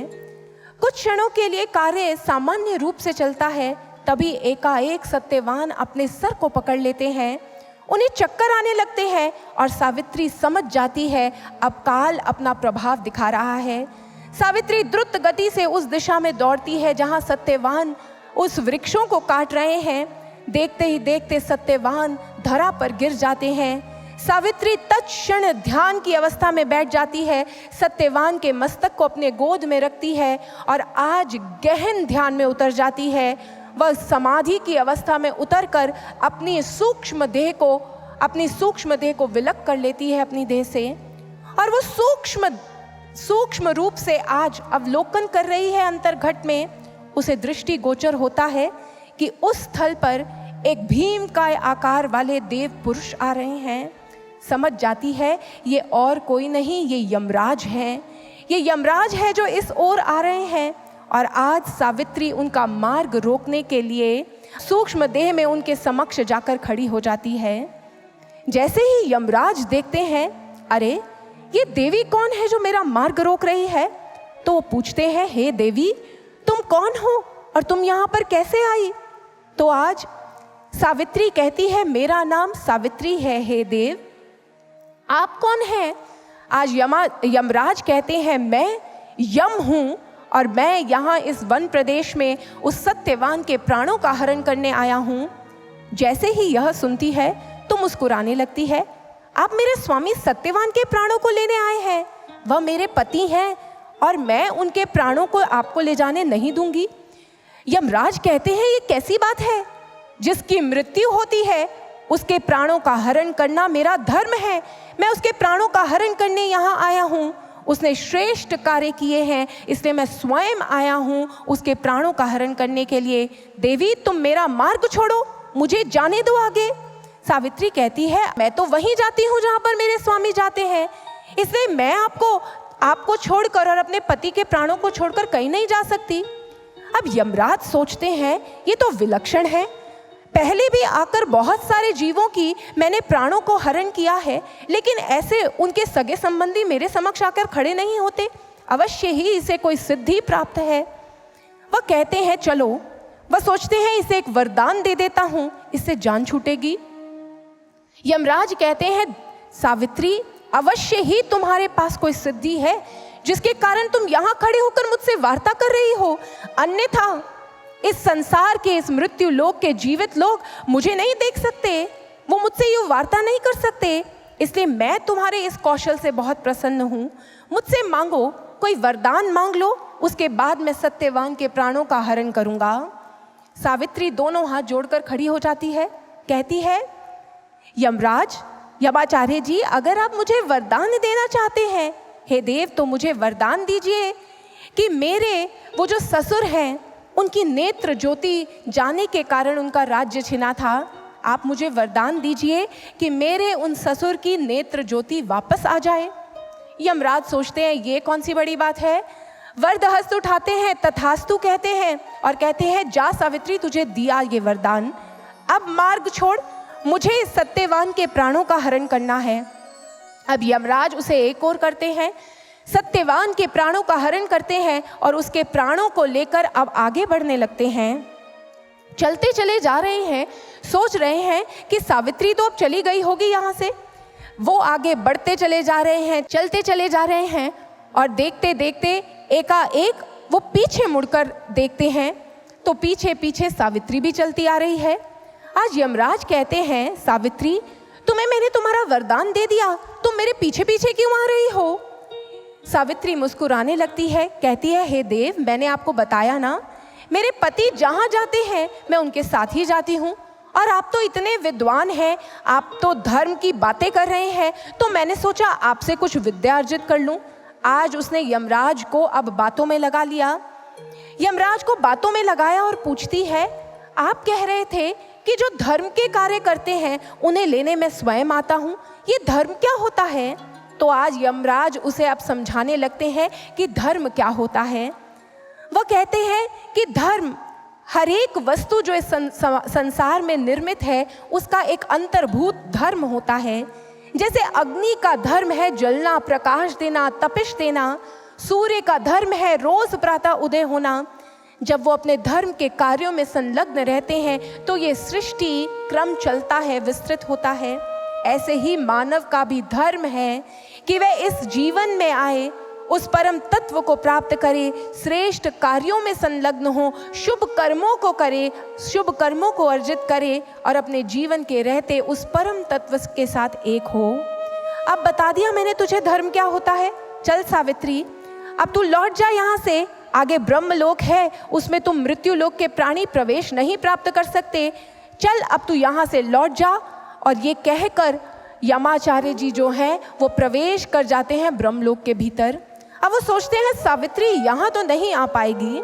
चलते चले जा रहे हैं, आगे बढ़ते जा रहे हैं, तभी एकाएक उन्हें किसी के चलने की आहट हुई। पीछे मुड़कर देखा तो सावित्री ब्रह्मलोक में भी प्रवेश कर गई थी। आज यमराज ने जब यह देखा तो वो अचंभित हो गए, सोचने लगे ये कैसे कर लिया, और आज बड़े प्रसन्न हो रहे हैं सावित्री को देखकर। पूछते हैं, क्या तेरे पास वो ब्रह्म ज्ञान है? तुझ पर तेरे गुरु की बहुत कृपा है, तूने इस ब्रह्मलोक को उनकी कृपा से ही प्राप्त किया है। सावित्री मुस्कुराने लगती है, हाँ देव, मुझ पर मेरे गुरुदेव की बहुत कृपा है। अब वो कहते हैं, सावित्री तेरे इस ध्यान को देखकर, तेरी इस प्रगाढ़ता को देखकर मैं बहुत प्रसन्न हूँ। चल मुझसे एक और वरदान मांग ले। आगे वैतरणी नदी आएगी, उस वैतरणी नदी के वेग से तू नहीं बच पाएगी, इसलिए तू मुझसे एक वरदान मांग और यहाँ से लौट जा। अब सावित्री फिर दोनों हाथ जोड़ लेती है और कहती है, ठीक है देव, आप मुझे वरदान दीजिए कि मेरे वो जो ससुर है जिनका राज्य उनसे छिन गया है, उन्हें उनका राज्य पुनः प्राप्त हो जाए। यमराज फिर से वरदहस्त उठाते हैं, तथास्तु कहते हैं और आज सावित्री को वरदान दे देते हैं। अब कहते हैं, सावित्री चल अब तू यहाँ से लौट जा। अब आगे वैतरणी नदी आएगी, तू मेरी बहुत प्रिय है, मैं नहीं चाहता तू उसके वेग में बहकर कहीं इधर उधर भटक जाए, इसलिए चल यहाँ से लौट जा। अब जैसे ही यह सुना तो आज सावित्री मुस्कुराने लगती है। मुस्कुराते हुए वह तो वहीं स्थित होती है और यमाचार्य जी आगे बढ़ने लगते हैं। इधर सावित्री भी जैसे जैसे यमराज आगे बढ़ने लगते हैं, सावित्री भी उनके पीछे पीछे चलने लगती है। यमराज सोचते हैं कि इस वैतरणी नदी को तो ये पार नहीं कर पाएगी। यमराज सत्यवान के प्राणों को लेकर वैतरणी के पार हो जाते हैं और अब पीछे मुड़कर देखते हैं कि सावित्री गई कि नहीं। इधर जब पीछे मुड़कर देखा तो आज सावित्री जो है वह वैतरणी नदी को पार कर रही है और वैतरणी नदी को सफलता से पार करके वो यमराज के समक्ष आकर खड़ी हो जाती है।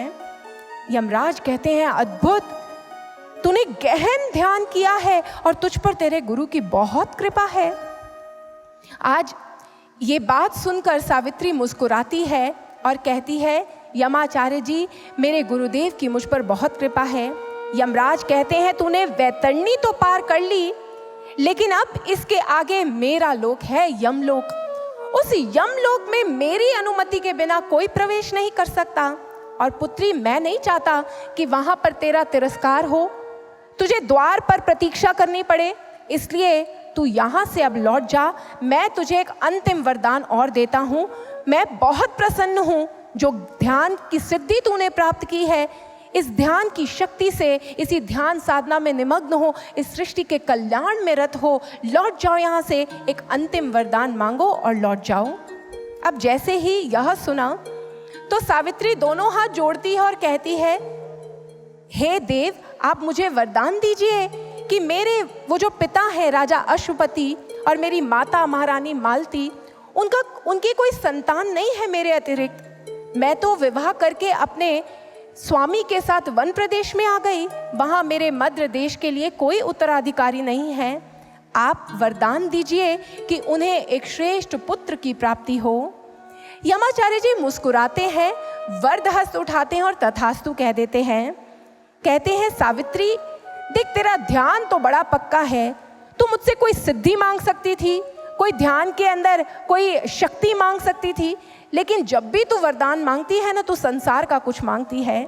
सावित्री मुस्कुराते हुए कहती है, हे देव, मैं अगर मांगती हूँ तो केवल विश्व कल्याण के लिए मांगती हूँ। देखिए, जब मेरे जो ससुर है उनकी नेत्र ज्योति गई, उनका राज्य गया, तो उनकी प्रजा ने कितना दुख भोगा। अब अगर उनको राज्य मिला है तो उनकी प्रजा भी सुखी होगी, और वहीं मेरे मद्र देश को एक श्रेष्ठ उत्तराधिकारी मिलेगा तो पूरे विश्व का कल्याण होगा, क्योंकि मद्र नगरी तो पूरे विश्व का केंद्र है। इसलिए मैंने अपने लिए कुछ नहीं मांगा, मैंने तो सिर्फ विश्व के कल्याण के लिए मांगा है। इतना सुनना था कि आज बहुत प्रसन्न हो जाते हैं यमाचार्य जी, और अब उसे बार बार आशीर्वाद दे रहे हैं, श्रेष्ठ है तेरा ध्यान। और अब वह कहते हैं, सावित्री अब तू यहाँ से प्रस्थान कर। लेकिन सावित्री वहाँ स्थित हो जाती है और कहती है, यमाचार्य जी, आप मुझे बार बार प्रस्थान करने के लिए कह रहे हैं, आपसे इतनी श्रेष्ठ धर्म कर्म की बातें मैंने सुनी हैं, आपने मुझे इतने सारे वरदान दिए हैं, मैं आपकी उपासना करना चाहती हूँ, मैं आपके चरणों में वंदन अर्पित करना चाहती हूँ। यमाचार्य जी मुस्कुराते हुए कहते हैं, सावित्री, जो भी करने की इच्छा है कर लो। और उस समय भक्तों, भारतीय शास्त्र ग्रंथों में निहित देवी भागवत महापुराण में लिखा हुआ है यमाष्टकम। सावित्री ने उस समय भगवान यमराज के समक्ष ऐसा वंदन अर्पित किया जिसे वेदव्यास जी ने श्रीमद् देवी भागवत महापुराण में अंकित किया है। आइए हम श्रवण करते हैं कि सावित्री ने किस प्रकार यम की उपासना की, आराधना की।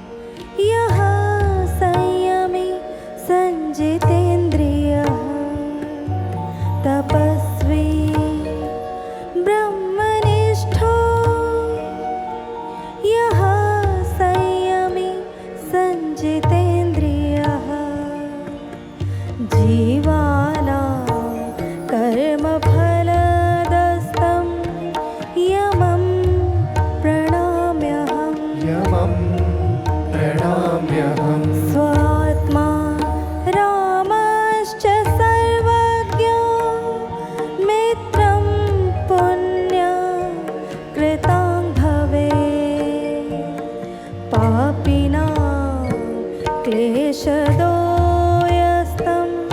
पुण्य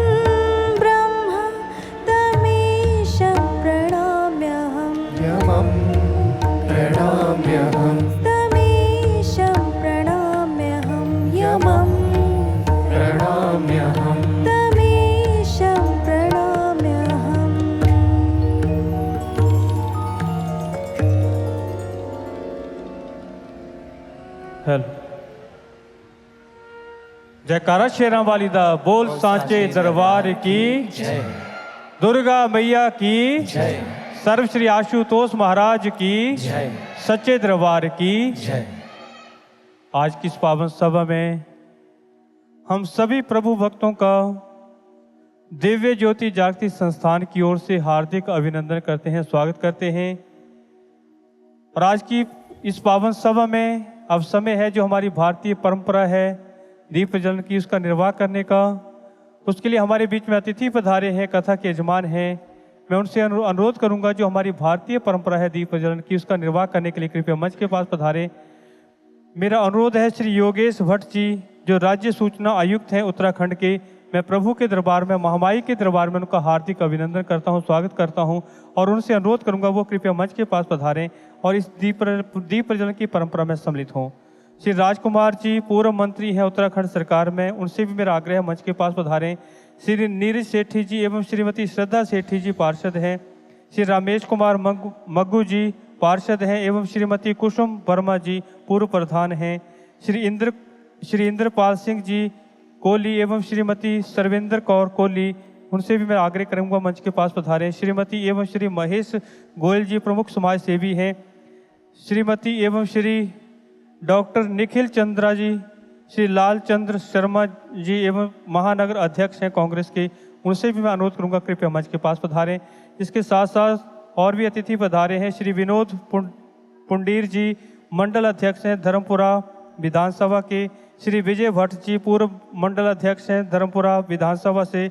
श्रीमती मनीषा बहल जी संयोजिका हैं बेटी बचाओ बेटी पढ़ाओ कार्यक्रम देहरादून के। श्री आशीष मोटियारी जी रेस कोर्स से। श्री दयाल सिंह राणा जी सिविल इंजीनियर हैं गढ़वाल मंडल के। श्रीमती राखी जी अध्यक्ष हैं नवाकुर एनजीओ की। श्रीमती आयुषी सुंदरियाल राष्ट्रीय मीडिया प्रवक्ता हैं यूथ कांग्रेस के। श्री ब्रह्मदत्त शर्मा जी अध्यक्ष हैं नेशनल यूनियन जर्नलिस्ट उत्तराखंड के। श्री सुनील त्यागी जी पूर्व अध्यक्ष हैं। श्री अवतार मुनियाल जी अध्यक्ष हैं। श्री श्याम सुंदर मंदिर पटेल नगर एवं कार्यकारिणी सदस्य हैं।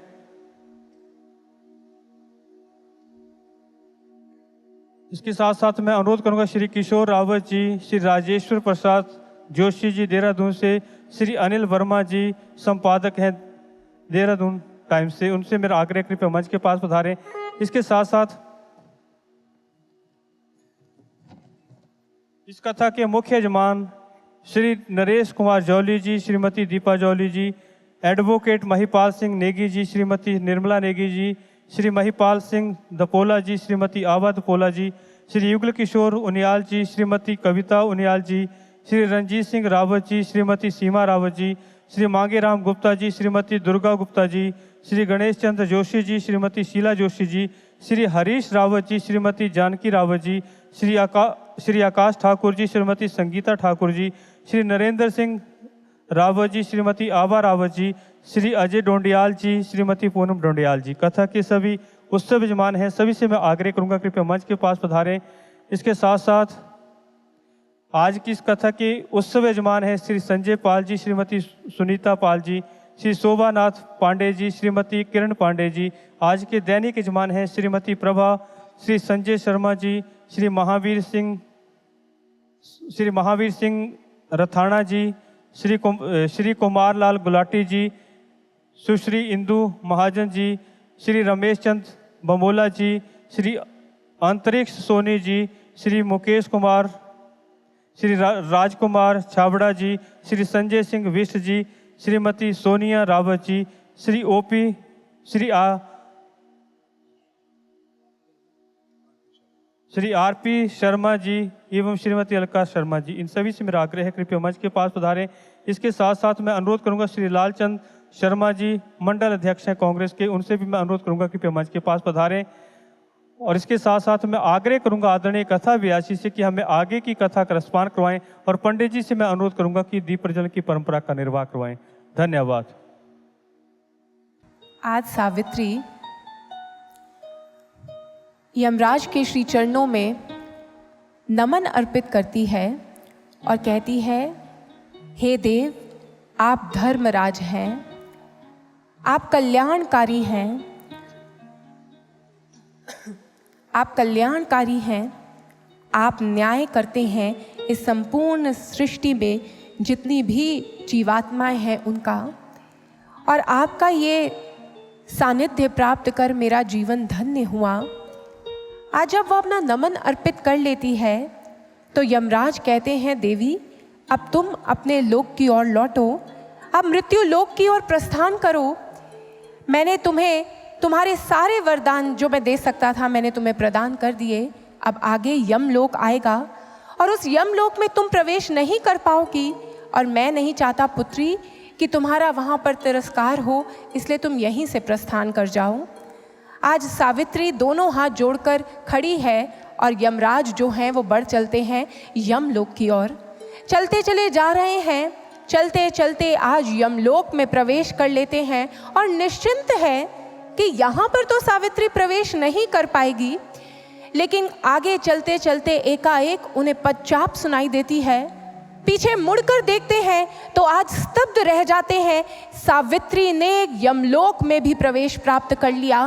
वो अचंभित है कि मेरी आज्ञा के बिना ये यहाँ कैसे पहुँच गई। और उनके हृदय में आज ये भाव उठते हैं, अद्भुत है इसका ध्यान, अद्भुत है इस पर ये कृपा, इसने मेरी आज्ञा के बिना इस यमलोक में प्रवेश प्राप्त कर लिया। कहने लगते हैं, सावित्री तूने इस यमलोक में तो प्रवेश प्राप्त कर लिया है, परंतु ये मत समझना कि तू सत्यवान के प्राणों को वापस ले लेगी मुझसे। मैं तुझे किसी भी कीमत पर सत्यवान के प्राण नहीं देने वाला पुत्री। तू यहाँ से लौट जा। मैं तुझे एक अंतिम वरदान देता हूँ, एक अंतिम वरदान मुझसे मांग और यहाँ से तुझे लौटना होगा। और याद रखना पुत्री, मैं तुझे सत्यवान के प्राण कभी नहीं देने वाला। आज अब सावित्री दोनों हाथ फिर से जोड़ लेती है, दोनों हाथ जोड़ के कहती है, हे देव, आप मुझे वरदान देना चाहते हैं तो मुझे वरदान दीजिए कि मैं 100 पुत्रों की माता बनूं। जैसे ही यमराज यह सुनते हैं वो सावित्री से पीछा छुड़ाना चाहते हैं। बिना सोचे समझे आज तथास्तु कहते हैं और कहते हैं, जा पुत्री, तुझे तेरा अंतिम वरदान दिया, अब लौट जा यहाँ से। अब सावित्री कहा जाए, वही खड़ी है, मुस्कुरा रही है। यमाचार्य जी कहते हैं, क्या हुआ सावित्री, तू लौट क्यों नहीं रही? यमराज बारंबार कह रहे हैं, सावित्री लौट जा, लेकिन सावित्री वहीं खड़ी है। अब जब बार बार कहने पर भी सावित्री जा नहीं रही तो अब कहते हैं, पुत्री तू जा क्यों नहीं रही? सावित्री अब तो तुझे जाना ही होगा। सावित्री दोनों हाथ जोड़कर कहती है, हे देव, आपने मुझे वरदान दिया है कि मैं 100 पुत्रों की माता बनूं, और आप तो धर्मराज हैं, आप तो सदैव धर्म का अनुपालन करते हैं, तो आप तो ये जानते ही हैं कि मेरे पति के बिना मैं 100 पुत्रों की माता कैसे बनूंगी। आज जैसे ही यह सुना तो यमराज जो है वो अपना हाथ अपने मस्तक पर रखते हैं और कहते हैं, सावित्री तूने मुझे हरा दिया, जा, मैंने तुझे तेरे सत्यवान के प्राण वापस दिए, तूने आज मृत्यु पर विजय प्राप्त कर ली है, जा सावित्री, दिए तुझे सत्यवान के प्राण। आज सावित्री ने सत्यवान के प्राण प्राप्त कर लिए और सावित्री और सत्यवान पुनः धराधाम पर लौटे और उन्होंने श्रेष्ठ साम्राज्य का विस्तार किया। भक्तों, ये गाथा, सावित्री ने सत्यवान के प्राण जीते और आनंद हुआ किसको? हम सबको। ये गाथा जो है, इस गाथा को आपने आज पहली बार नहीं सुना, पहले भी सुना होगा। और हमारे इस देश में ये गाथा जब सुनी जाती है, सुनाई जाती है, तो घर के वरिष्ठ लोग जो होते हैं वो कहते हैं ये आदर्श दाम्पत्य की गाथा है। अपनी पत्नी, अपनी पुत्री, उनको कहते हैं, अपनी बहुओं को कहते हैं, ऐसा पातिव्रत्य धर्म होना चाहिए। परंतु भक्तों, एक बात बताइए, गत कई दिवसों से हम माँ की लीलाएं श्रवण कर रहे हैं। जब जब माँ इस धराधाम पर आई, उन्होंने कोई विशेष लीला की और वो लीला विश्व के कल्याण के लिए थी। क्या कभी सोचा कि वो इस धरती पर आएगी और क्या केवल हमें दाम्पत्य जीवन की श्रेष्ठता के बारे में बताने के लिए आएगी?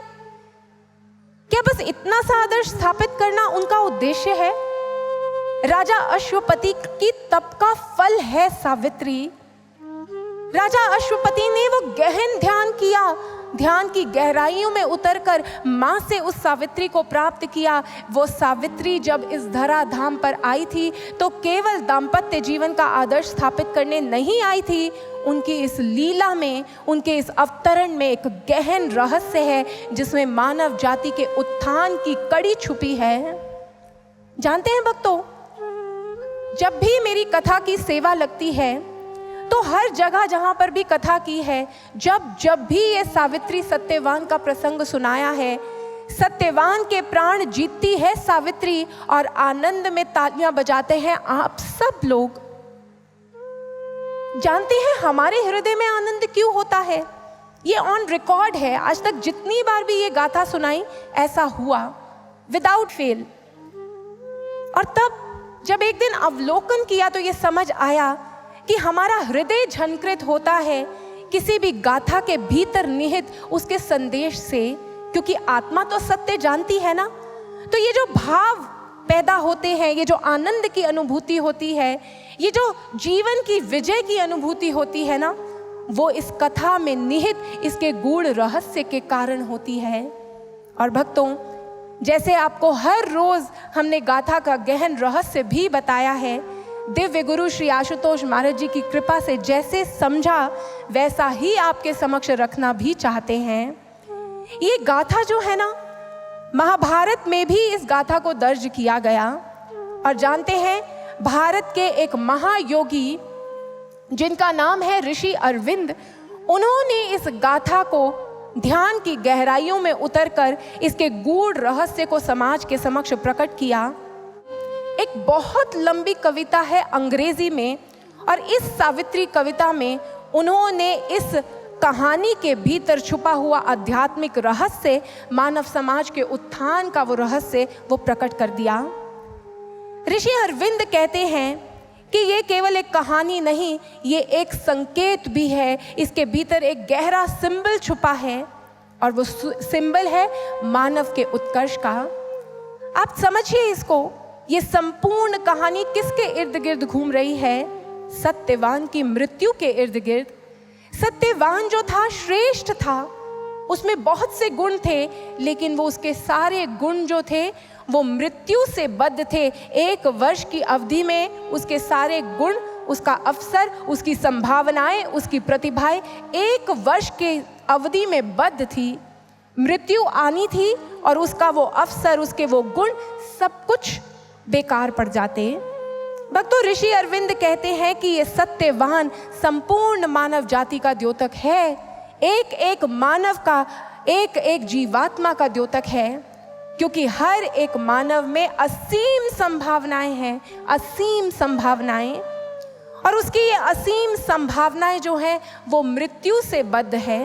एक दिन मृत्यु आएगी और उसकी ये संभावनाएं जो हैं वो खत्म हो जाएगी, उसकी सारी संभावनाएं खत्म हो जाएंगी। इसलिए ऋषि अरविंद संकेत कर रहे हैं कि ये सत्यवान की मृत्यु जो है वो संपूर्ण मानव जाति की मृत्यु की ओर संकेत कर रहा है। मानव अपने इस जीवन की मृत्यु से कैसे बचे? देखिए, मानव की प्रतिभाएं, उसकी मन की शक्ति, उसकी विद्या की शक्ति, उसकी बुद्धिमत्ता, उसी के कारण तो आज हमने इतने आविष्कार कर लिए, इतनी डेवलपमेंट कर ली, इतना विकास किया। लेकिन एक पहेली, एक समस्या, एक भय जिसे हम अभी तक सॉल्व नहीं कर पाए हैं, जिससे हमें डर लगता है, वो है मृत्यु पर विजय प्राप्त करना। मृत्यु पर विजय प्राप्त करने के लिए, मृत्यु की गुत्थी को सुलझाने के लिए, मृत्यु के भय से मुक्ति पाने के लिए हमने बहुत से बलों को अर्जित किया। शस्त्र बल किया, शारीरिक बल अर्जित किया, लेकिन इन सारे कार्यों को करने के बाद भी क्या मृत्यु को टाल पाए? क्या मृत्यु टल सकी? नहीं टल सकी। आज ये पूरी पृथ्वी जो है बारूद के, एटम बॉम्ब्स के ऐसे ढेर पर टिकी है कि कभी किसी की बुद्धि फिरी और हमारा पूरा ये जो पृथ्वी है ये विध्वंस को प्राप्त कर सकती है। यूं हमने बलों को अर्जित किया, लेकिन हम अपने जीवन में इस मृत्यु से, अपने जीवन की दुविधा से मुक्त नहीं हो पाए। तो फिर क्या है जिसकी आवश्यकता है, जिससे ये सत्यवान, ये एक मानव की मृत्यु, उसकी संभावनाएं, उसमें छुपी जो संभावनाएं हैं वो अभिव्यक्त हो सके और वो मृत्यु की अवधि में बंद ना रहे? क्या करना पड़ेगा? जानते हैं भक्तों, इस मानव के भीतर केवल बौद्धिक और मानसिक संभावनाएं ही नहीं है, इसके भीतर एक ऐसी संभावना है कि ये धरा पर स्वर्ग को ला सकता है और ये मानव से महामानव बन सकता है। ये केवल एक एग्जैजरेशन, एक अतिशयोक्ति नहीं है जो मैं आपके समक्ष रख रही हूं। भक्तों, मानव के भीतर की इसी संभावना को ऋषि अरविंद ने और हमारे समस्त ऋषि मनीषियों ने देखा। लेकिन ये संभावना संभव कैसे हो?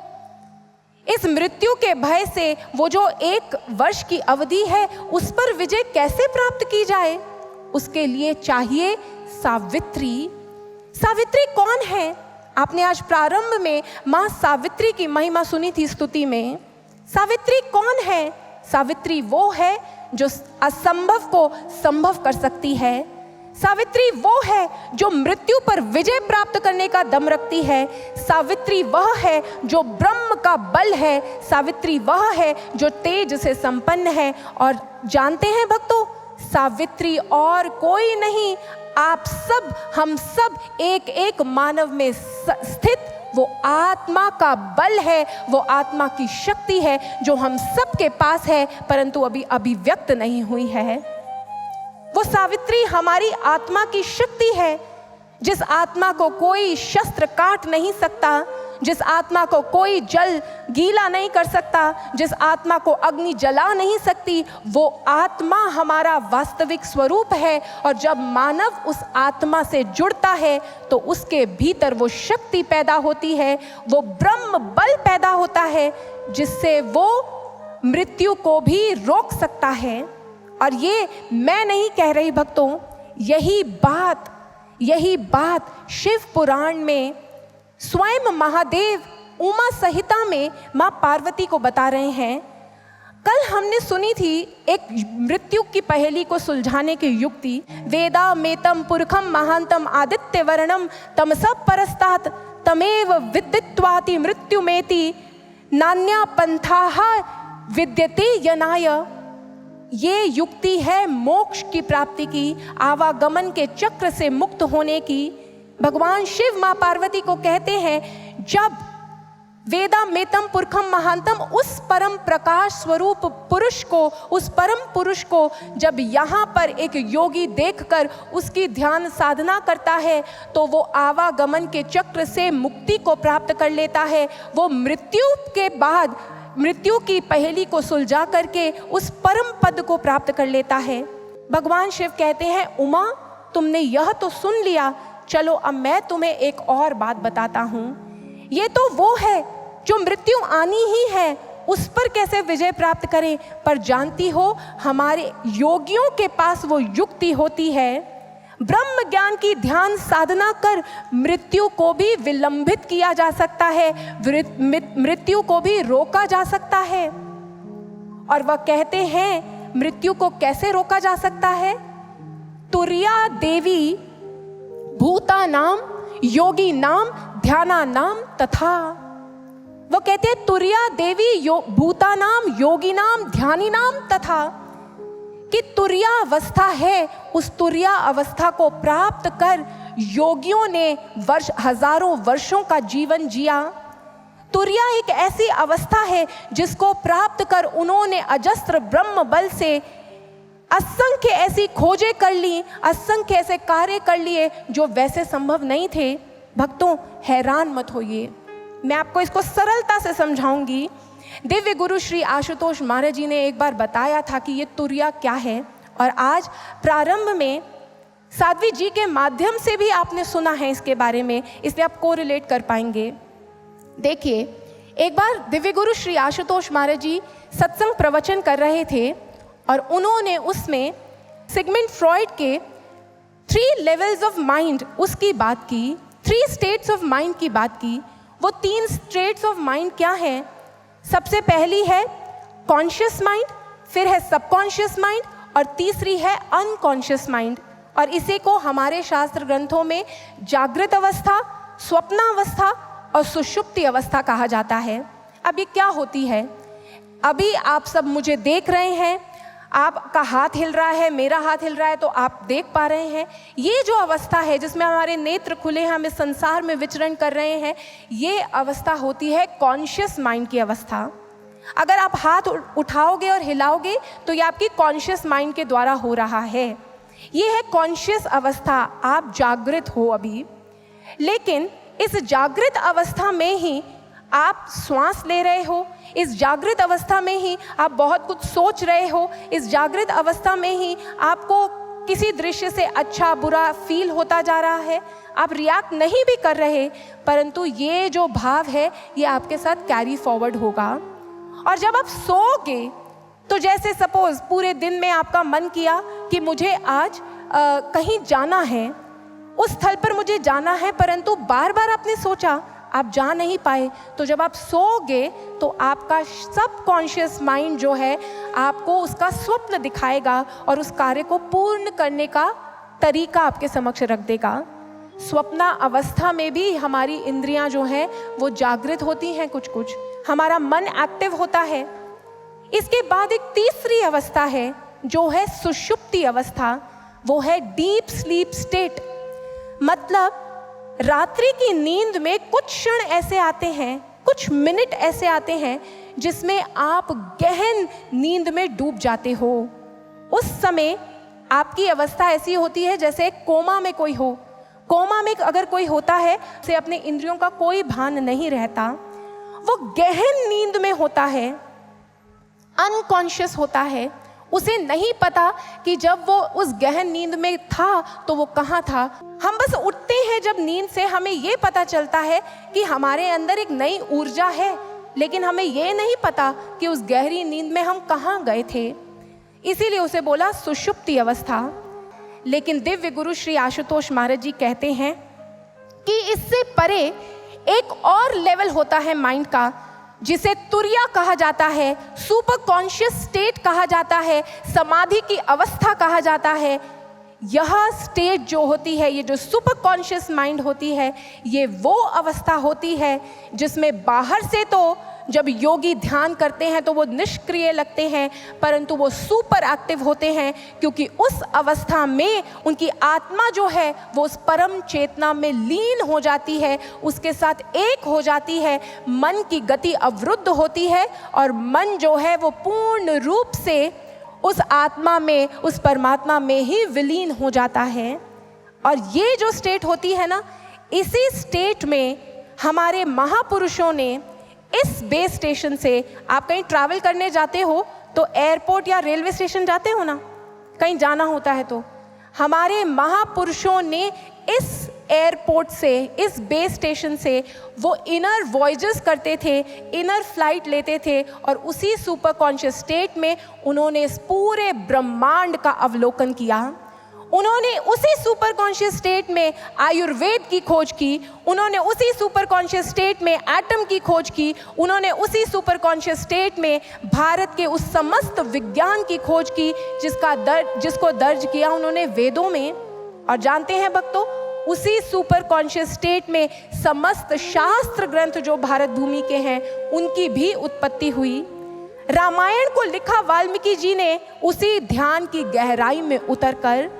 हमारे समाज के जितने भी ग्रंथ हैं, अगर मॉडर्न समय की बात करूं तो योगानंद परमहंस जी ने गीता के 2 वॉल्यूम्स लिखे और उसके प्रीफेस में वो लिखते हैं कि ये कोई कमेंट्री नहीं है, ध्यान की गहराई में उतरकर मैंने उसको जिया है और ये लिखा है। ऋषि अरविंद ने जो सावित्री लिखी उसके भी आरंभ में वो लिखते हैं, उसके बारे में लिखते हुए लेटर्स में वो लिखते हैं कि ये कोई मेरी परिकल्पना, ये अच्छे शब्दों का चयन करके लिखना नहीं है, मैंने इसे जिया है और ये मेरा अपना ध्यान का एक्सपीरियंस है जिसे मैंने इस सावित्री में लिख दिया है। भक्तों, यही वो अवस्था है जिसके अंदर भगवान शिव माँ पार्वती को कहते हैं, माँ उमा को कहते हैं कि इसी अवस्था में मानव के भीतर ऐसा बल पैदा होता है, ऐसा बल पैदा होता है जिस बल से असंभव को संभव किया जाता है।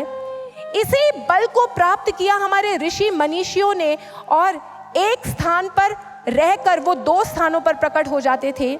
ऑटोबायोग्राफी ऑफ योगी में एक चैप्टर आता है, सेंट विद टू बॉडीज। वो कौन थे? जो लाहिरी महाशय के शिष्य थे, उन्हें वो ब्रह्म ज्ञान प्राप्त था, ब्रह्म ज्ञान की ध्यान साधना करते हैं। मुकुंद उनसे मिलने आते हैं और वो वहाँ पर बैठे उनके सामने, साथ ही साथ वो उनके मित्र के समक्ष भी प्रकट हो जाते हैं। अध्यात्म के ये समस्त जो चमत्कार है ये सिद्ध होते हैं ब्रह्म ज्ञान की ध्यान साधना से। और हर एक मानव के भीतर ये संभावना है कि वो उस आत्म बल को प्रकट कर सकता है और उस आत्म बल से अपने जीवन का तो उत्थान कर सकता है, विश्व का भी कल्याण कर सकता है। भक्तों, आपने सुना होगा कि बहुत बार कहा जाता है रोम, मिस्र, ये सारी सिविलाइजेशंस जो हैं ये विलुप्त हो गई, लेकिन कुछ बात है कि हस्ती मिट्टी नहीं हमारी। जानते हैं वो बात क्या है? वो बात है भारत का यही अध्यात्म बल। इसी अध्यात्म बल के बूते पर हमने समय समय पर दम तोड़ती हुई मानवता को पुनर्जीवित किया है। जब जब हमारे देश पर आक्रमण हुए, जब जब हमारी संस्कृति धूमिल पड़ने लगी, तब तब हमारे ऋषि मनीषियों ने गहन ध्यान की गहराई में उतरकर इसी आत्मबल को प्रकट किया और न केवल भारत को पुनर्जागृत किया, अपितु भारत में रहकर पूरे विश्व के कार्य व्यवहार को संचालित किया। इस आत्मबल की एक और टेस्टिमनी मैं आपके सामने रखूंगी। वो टेस्टिमनी क्या है? ऋषि अरविंद ने इसी अध्यात्म बल के बूते पर अपने पौंडीचेरी के आश्रम में बैठकर द्वितीय विश्व युद्ध की रूपरेखा पलटी थी। उनकी बुक्स में लिखा गया है कि जब द्वितीय विश्व युद्ध चल रहा था तो ऋषि अरविंद अपने आश्रम में बैठकर गहन साधना करते थे, और उस गहन साधना का जो औचित्य था उसे कई वर्षों बाद प्रकट किया गया उनकी प्रथम शिष्या श्री माँ के द्वारा। वह कहती हैं कि उस काल में जब वो गहन साधना करते थे तो वो समय था जब हिटलर अपने मंसूबों को आगे बढ़ा रहा था, और अगर हिटलर जीत जाता तो विश्व का विनाश सुनिश्चित था। इसलिए हमने अपने ब्रह्म बल से हिटलर के उस मानसिक क्षेत्र में प्रवेश किया और उसको गलत निर्णय करवाया। उसने रशिया पर अटैक किया और उसका अंत हुआ। यूं ब्रह्म बल के बूते पर उन्होंने अपने पौंडीचेरी के आश्रम में बैठकर विश्व को नियंत्रित कर लिया, और वहीं पर रहकर उन्होंने कहा था इस द्वितीय विश्व युद्ध में जर्मनी हारेगी और उसके बाद भारत स्वतंत्रता को प्राप्त करेगा, और ठीक हूबहू ऐसा ही हुआ। भक्तों, इसे आज हमें ये बहुत बड़ी बड़ी बातें लगती हैं, परंतु हमारे देश भारत ने ही शस्त्र बल नहीं, बाहुबल नहीं, विद्या का बल नहीं, हमारे देश भारत ने हमेशा ही इस अध्यात्म बल से विश्व को पोषित किया है। इस अध्यात्म बल के बूते पे ही भारत विश्व गुरु बना है। और आज एक बार पुनः जब ये मानव सभ्यता दम तोड़ रही है, जब ये मानव सभ्यता विनाश की ओर बढ़ रही है, आह्वान है इस भारत भूमि का कि वो जागे और उसी ब्रह्म बल को विश्व को प्रदान करे। आज भक्तों, भारत के ऋषि मनीषियों जिन्होंने इस बल को पैदा किया, जिस भूमि पर इस विद्या को अर्जित किया गया, जिस भूमि से इस विद्या का प्रवाह चारों दिशाओं में हुआ, आइए उस भारत भूमि की महिमा को गाते हैं और इस रहस्य को आत्मसात करने का प्रयास करते हैं। आइए भारत भूमि की महिमा को गाएं।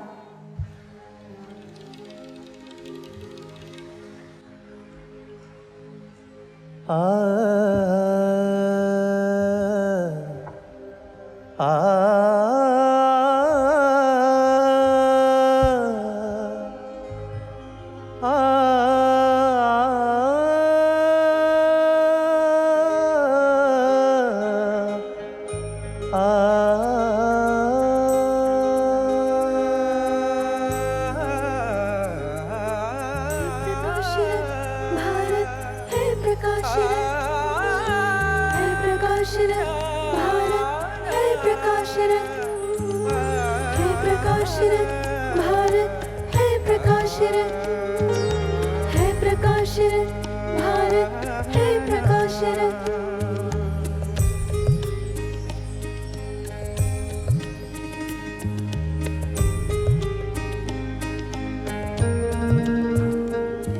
अध्यात्म है पाया सबने भारत से, ये सदा रहा बलशाली अपने आत्मबल से।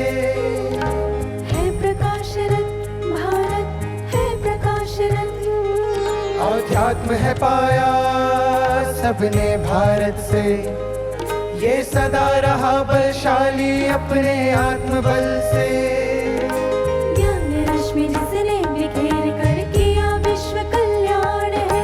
ज्ञान रश्मि जिसने बिखेर कर किया विश्व कल्याण है प्रकाशरथ धर्मनिष्ठ यह अपना भारत महान है।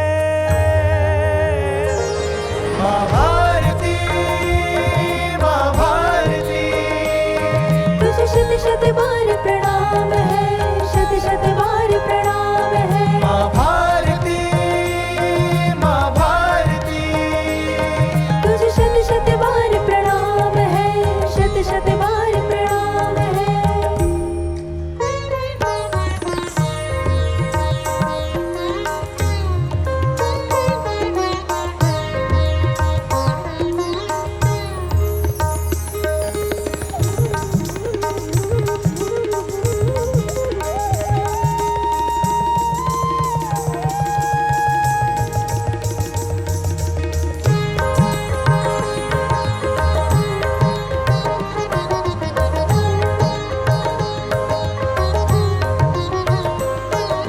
श्वासों में है वेद रचाए, वाणी में गीता के स्वर।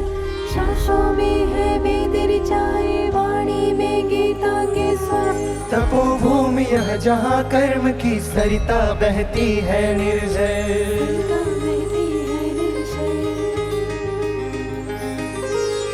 आध्यात्मिक निधियों से जो सदा रहा धनवान है प्रकाशरथ धर्मनिष्ठ यह अपना भारत महान है।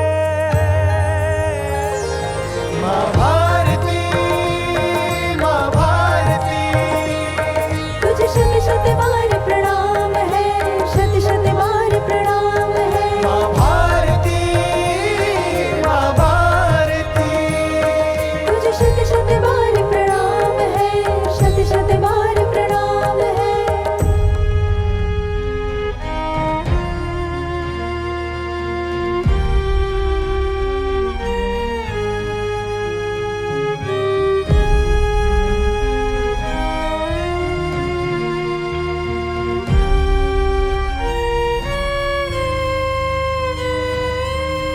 अंधकार में डूबी हुई संस्कृति को देने दृष्टि।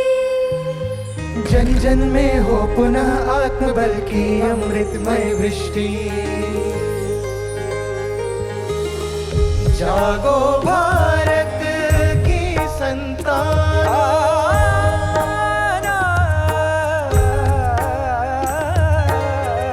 जागो भारत की संतानों, यह क्रांतिकारी आह्वान है।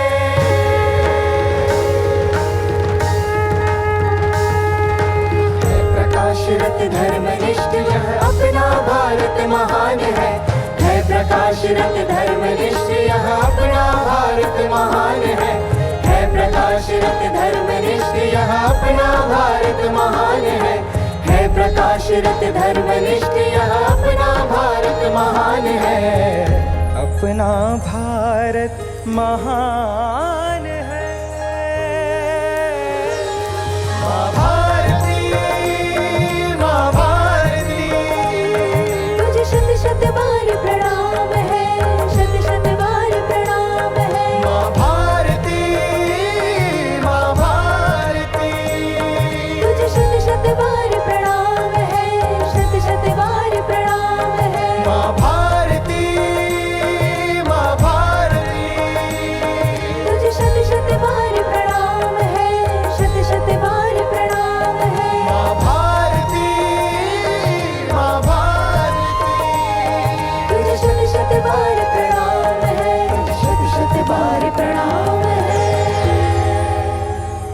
Hello hello.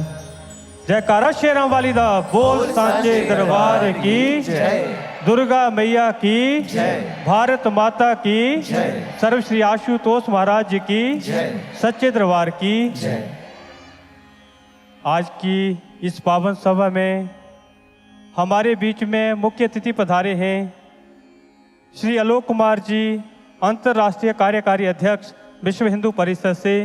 मैं महामाई के दरबार में उनका हार्दिक अभिनंदन करता हूं, स्वागत करता हूं और उनके स्वागत के लिए अनुरोध करूंगा स्वामी श्री नरेंद्रानंद जी से कि उनको कृपया मंच के पास लाएं, उनका स्वागत करवाएं। इसके साथ साथ हमारे बीच में जगदीश जी जो क्षेत्र प्रचारक प्रमुख हैं RSS से, वो भी पधारे हैं। श्री अजय नागर जी प्रांत संगठन मंत्री हैं विश्व हिंदू परिषद से। श्री नरेंद्र जी संभाग संगठन मंत्री हैं हिंदू जागरण मंच से। मैं अनुरोध करूंगा वो कृपया मंच के पास पधारें और इनका स्वागत करवाएं। और मैं अनुरोध करूंगा आदरणीय कथा व्यास जी से कि हमें आगे की कथा का रसपान करवाएं। धन्यवाद। बोलिए भारत माता की जय। भक्तों, भारत का वैशिष्ट्य दिव्य गुरु श्री आशुतोष महाराज जी कहते हैं, भारत की विशेषता उसकी मुंबई की चौपाटी और आगरे का ताजमहल नहीं है।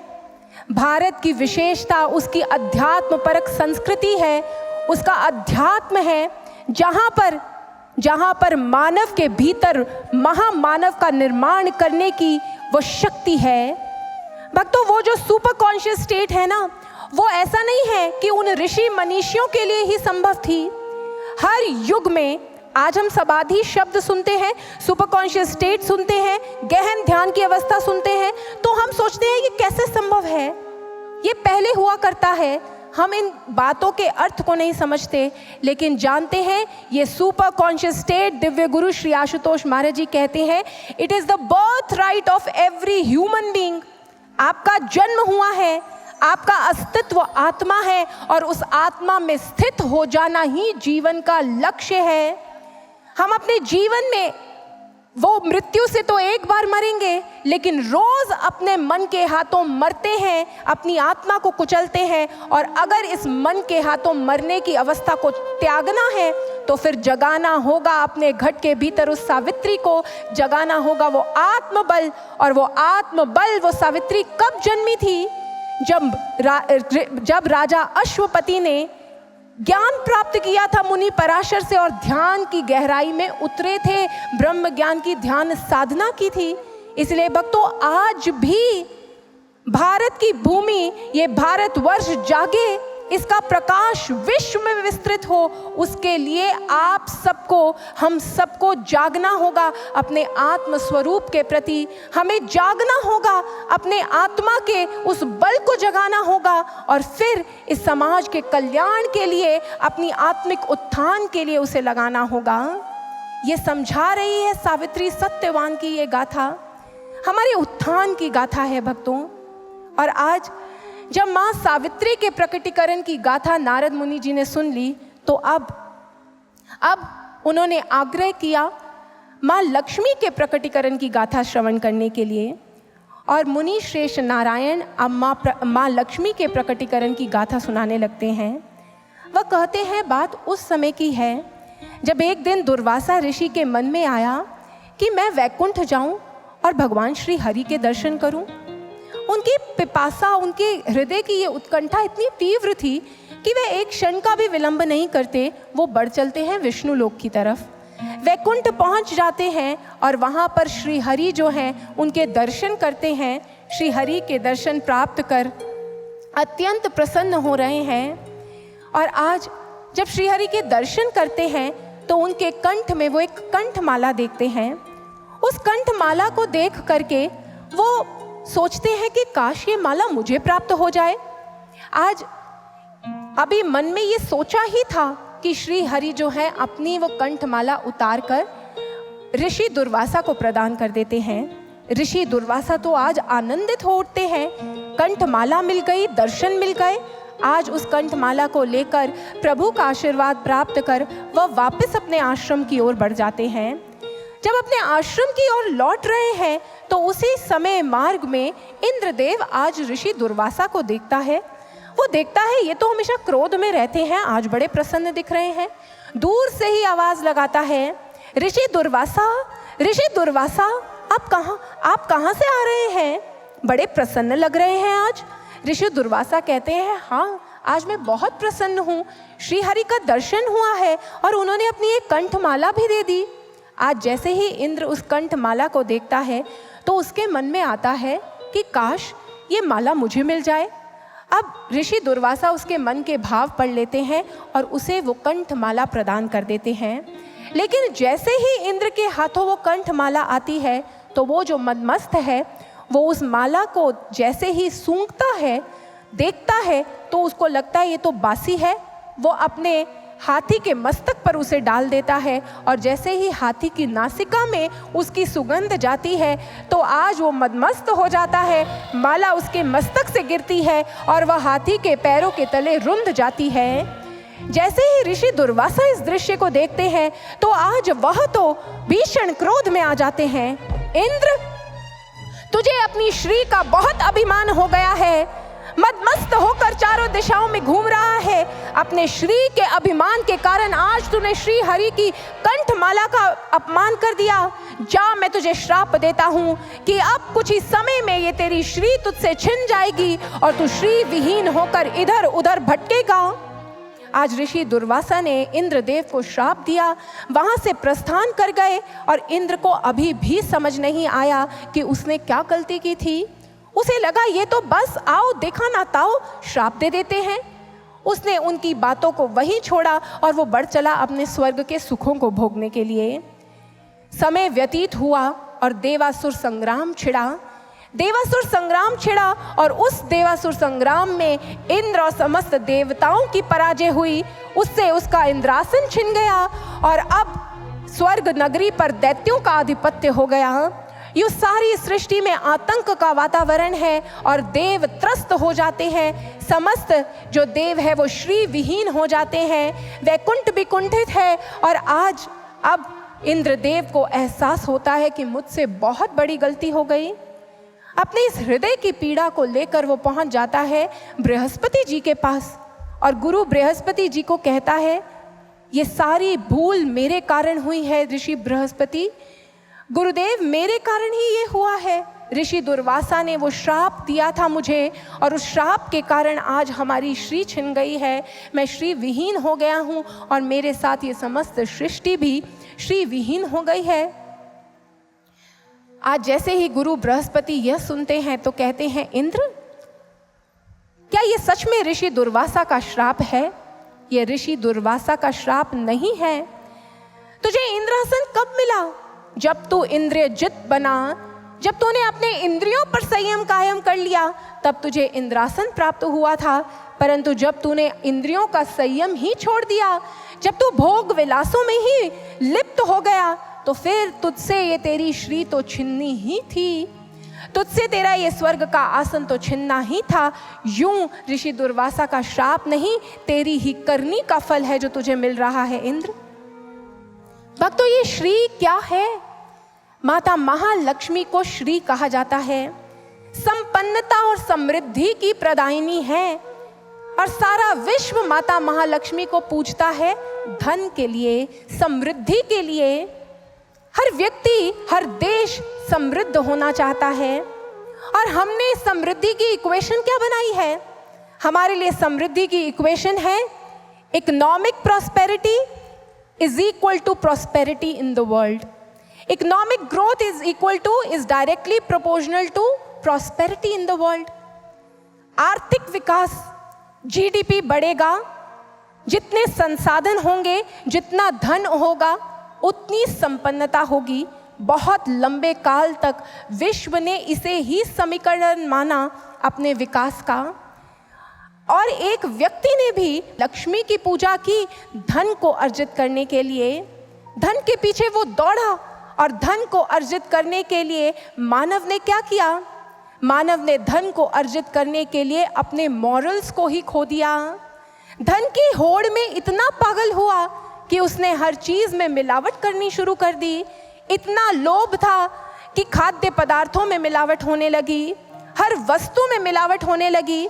एक किसान अपने लिए एक अलग भूमि पर खेती करता है क्योंकि उसने बाकी भूमि पर बहुत सारा पेस्टिसाइड डाला होता है।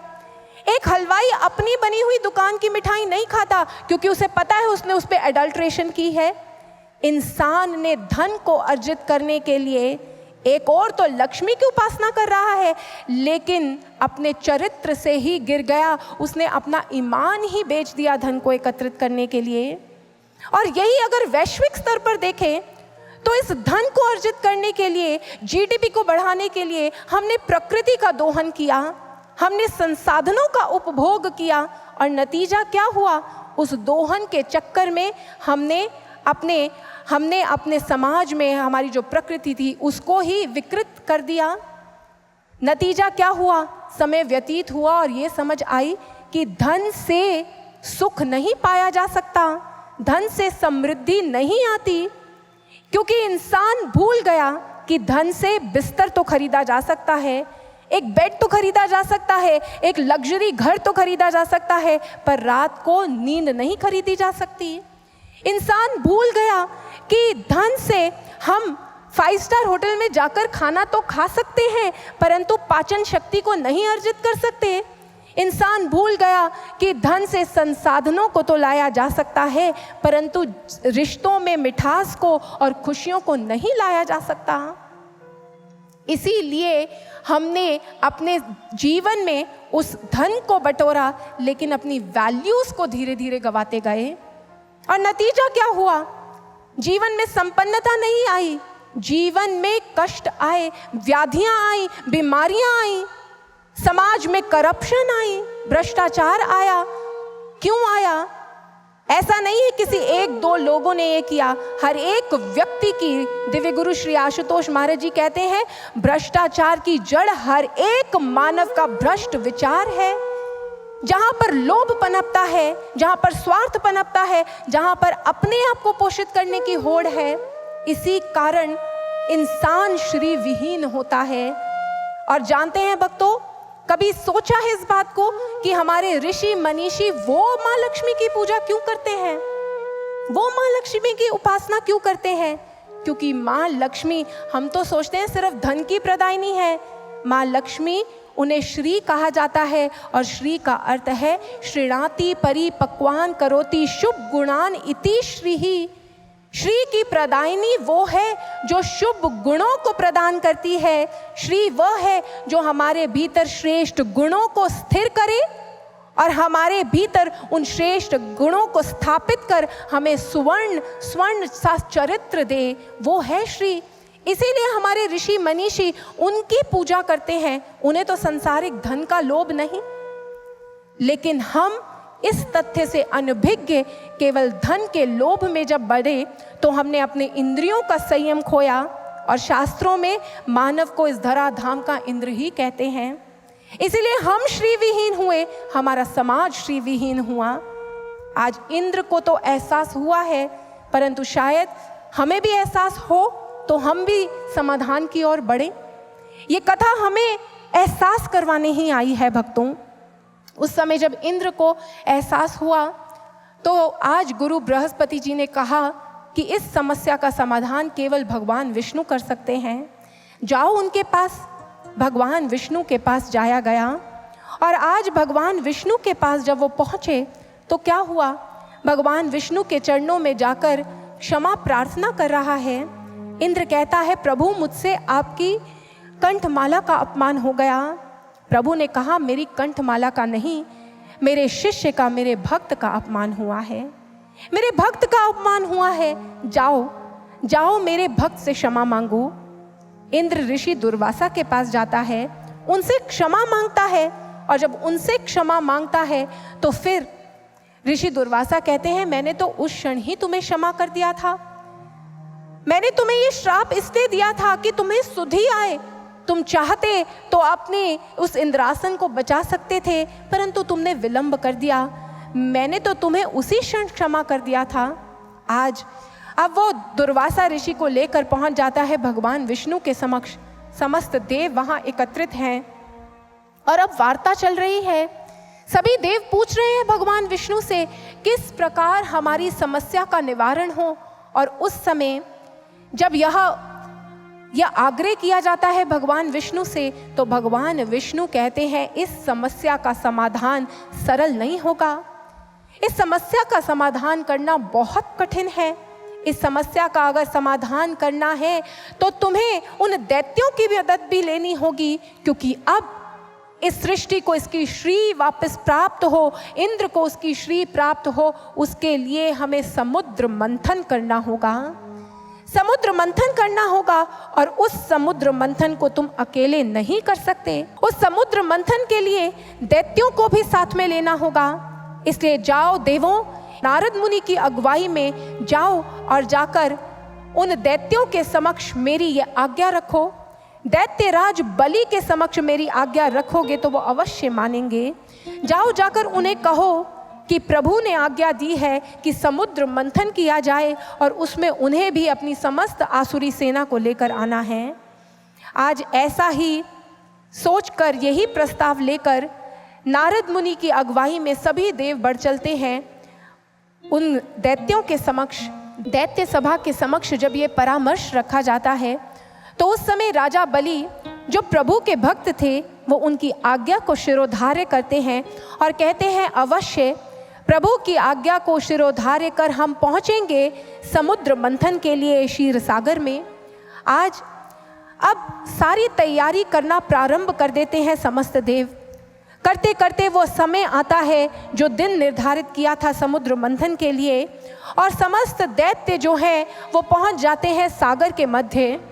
एक ओर देव खड़े हैं, दूसरी ओर दैत्य खड़े हैं, और आज उन्होंने मंदराचल पर्वत को लाया है। मंदराचल पर्वत की मदानी बनाई गई है और वासुकी नाग की रस्सी बनाई गई है।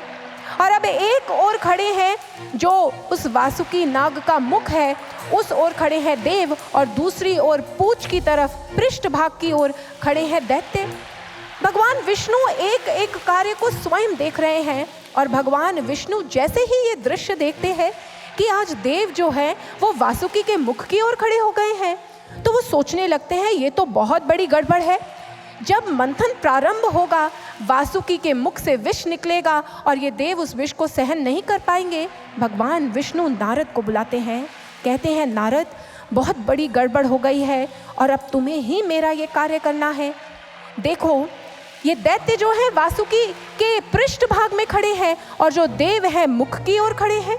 अब जाओ और जाकर ये पासा पलट दो, क्योंकि देव उसका विष सहन नहीं कर पाएंगे।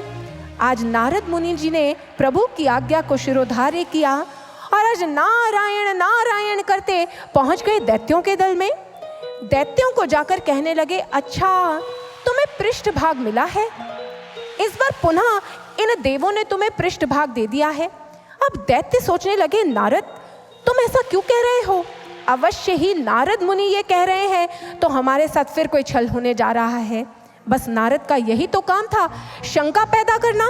नारद ने कहा अच्छा कोई बात नहीं, नारायण नारायण करते हुए वहां से चल पड़े। और इधर क्या, दैत्यों के मन में शंका पड़ गई और वो तो देवों से लड़ने लगे। देवों को कहने लगे, नहीं हम इस पृष्ठ भाग पे नहीं खड़े होंगे, हमें मुख की ओर खड़ा होना है।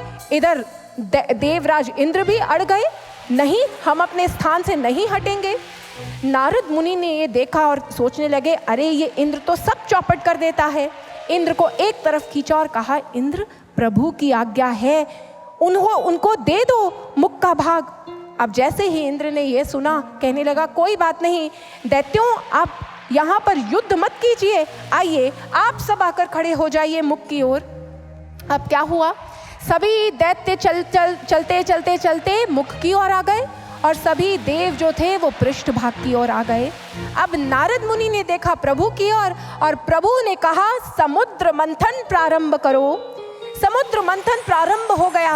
एक ओर से देव खींच रहे हैं, दूसरी ओर से दैत्य खींच रहे हैं, एक ओर से देव खींच रहे हैं, दूसरी ओर से दैत्य खींच रहे हैं। और जैसे ही ये खींचातानी प्रारंभ हुई, मंथन प्रारंभ हुआ, तो ये क्या, मंदराचल पर्वत तो सागर के तल में जाने लगा। सबने त्राहिमाम का स्वर छेड़ दिया, सभी प्रभु की ओर देखने लगे। तभी प्रभु ने कच्छप रूप धारण किया और आज कच्छप रूप धारण कर वह सागर के तल में प्रवेश कर गए और उन्होंने मंदराचल को अपनी पीठ पर उठा लिया। सभी प्रभु की जय जयकार कर रहे हैं और अब प्रभु कहते हैं सागर मंथन को आगे बढ़ाओ। और अब एक बार पुनः सागर मंथन आगे बढ़ता है। देव पूरा प्रयास कर रहे हैं, एक ओर से वो खींच रहे हैं, दूसरी ओर से दैत्य खींच रहे हैं। यू सागर को दोनों ओर से मतने के लिए वासुकी की नेति को खींचा जा रहा है। मंथन चलता चला जा रहा है और ये क्या, जैसे मंथन आगे बढ़ा तो एकाएक हलाहल विष निकलने लगा। उस विष को देखकर, उस विष का स्पर्श प्राप्त कर आज सारे त्राही त्राही करने लगते हैं। अब कौन इस विष को हरेगा, कौन इस विष का पान करेगा? अगर देवों ने इस विष का पान कर लिया तो फिर तो उनका जीवन ही समाप्त हो जाएगा। सभी इसी चिंता में है कि इस हलाहल से हमारी रक्षा कौन करेगा।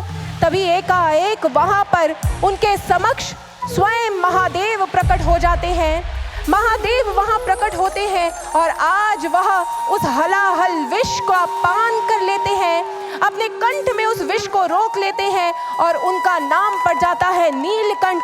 बोलिए नीलकंठ भगवान की हर हर महादेव, हर हर महादेव। आज सभी महादेव का जय जयकार कर रहे हैं और अब प्रभु ने उनके समक्ष जो विपत्ति आई थी उस संकट को हर लिया है। और अब भगवान विष्णु पुनः कहते हैं अब आरंभ करो, इसको आगे बढ़ाओ मंथन को। अब मंथन एक बार पुनः होने लगता है। दोनों ओर से दल खींच रहे हैं, मंदराचल की मधानी बनी है और सागर को मथा जा रहा है। अब मत्ते मत्ते उस सागर में से बहुत सारी निधियां निकलने लगती है। उसमें से उच्च श्रवा अश्व निकलते हैं। उन उच्च श्रवा अश्वों को दे दिया जाता है दैत्यों को। उसमें से कामधेनु गाय निकलती है। उसमें से बहुत सारी अप्सराएं निकलती हैं। उन अप्सराओं को, कुछ अप्सराओं को दैत्यों को दे दिया जाता है, कुछ को स्वर्ग में भेज दिया जाता है। यूं मंथन आगे चलता चला जा रहा है। ऐरावत हाथी निकलता है, देवराज इंद्र को प्रदान कर दिया जाता है। और मंथन जैसे जैसे आगे बढ़ता है तो अब उस सिंधु में से सिंधु सुजाता प्रकट होती हैं। एक दिव्य रूप धारिणी देवी प्रकट होती है और उन देवी के हाथ में कंठमाला है। आज उस कंठमाला को देखकर, उनके उस स्वरूप को देखकर सबको लगता है ये देवी अवश्य किसी का वरण करना चाहती हैं, ये किसी का वरण करेंगी। और अब दैत्य सेना अपने राजा बलि को कहते हैं आप सबसे आगे खड़े होइए, दैत्यराज क्या पता ये देवी आप ही का वरण कर ले। और इधर देव सेना भी जो है वो पंक्तिबद्ध होकर खड़ी हो जाती है। और ये जो देवी है वह एक ओर दैत्य सेना को देख रही हैं, दूसरी ओर देव सेना को देख रही हैं। दोनों की ओर देखकर मुस्कुराती है और कहती हैं ये तो मेरी संतानें हैं, ये आज यहाँ इस प्रकार से खड़ी हुई हैं, किसका वरण करना है उन्होंने। देखते देखते उनकी दृष्टि पड़ती है किस पर, भगवान विष्णु पर। और आज जैसे ही श्री हरि को वो देखती हैं, दोनों पंक्तियों को भेदती हुई सीधा जाती है और उनके कंठ में वो कंठमाला डाल देती हैं। जैसे ही प्रभु के कंठ में वो कंठमाला डाली तो आज तो सबको पता चल जाता है कि ये कौन है। ये कोई और नहीं, माता महालक्ष्मी है। श्री की प्रदायिनी माता महालक्ष्मी वहाँ प्रकट हुई है। और आज अब सभी मिलके माता महालक्ष्मी की महिमा गाने लगते हैं।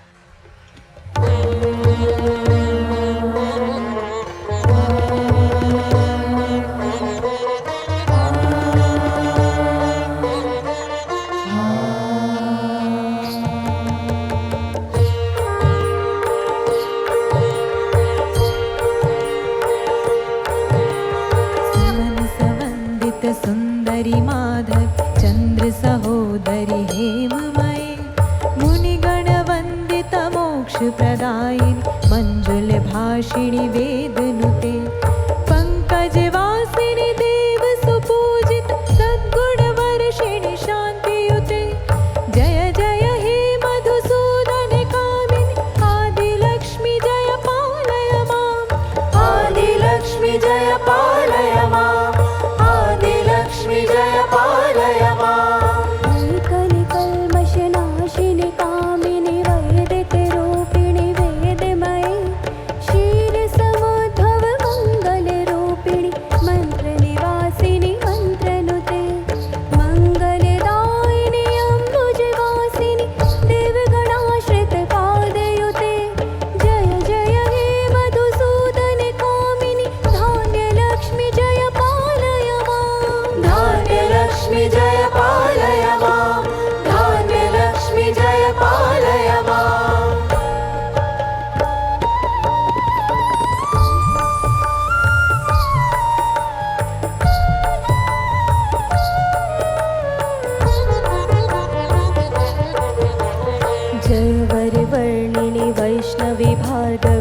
मन्त्रस्वरूपिणि मन्त्रमये सुरगण पूजित शीघ्र फलपद ज्ञान विकासिनि शास्त्रनुते भवभयहारिणि पाप विमोचिनि साधु जनाश्रित पादयुते जय जय हे मधुसूदन कामिनि धैर्यलक्ष्मी जय पालय मां धैर्यलक्ष्मी जय पालय मां धैर्यलक्ष्मी जय पालय मां जय जय दुर्गतिनाशिनि कामिनि सर्वफलप्रद शास्त्रमयि रथ गज दुर्ग पदादि समानुत परिजन मंडित लोकनुते हर हर ब्रह्म सुपूजित सेवते ताप निवारिणि पादयुते जय जय हे मधुसूदन कामिनि श्री गजलक्ष्मी जय पालय मां श्री गजलक्ष्मी जय पालय मां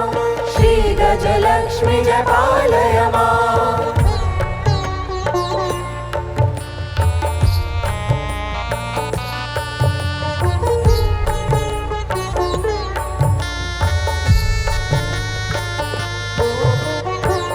खगवाहिनी मोहिनी चक्रिणी राग विवर्धिनी ज्ञानमयी गुणगणवारिधि लोकहितैषी सप्त स्वरवर गाननुते सकल सुरासुर देव मुनीश्वर मानव वंदित पादयुते जय जय हे मधुसूदन कामिनि संतान लक्ष्मी जय पालय मां संतान लक्ष्मी जय पालय मां संतान लक्ष्मी जय पालय मां जय कमलासनि सद्गतिदायिनि ज्ञान विकासिनि ज्ञानमये अनुदिन वंचित कुंकुम धूसर भूषित वासित वाद्यनुते कनकधरा स्तुति वैभव वंदित शंकर देशिक मान्यपते जय जय हे मधुसूदन कामिनि विजय लक्ष्मी जय पालय मां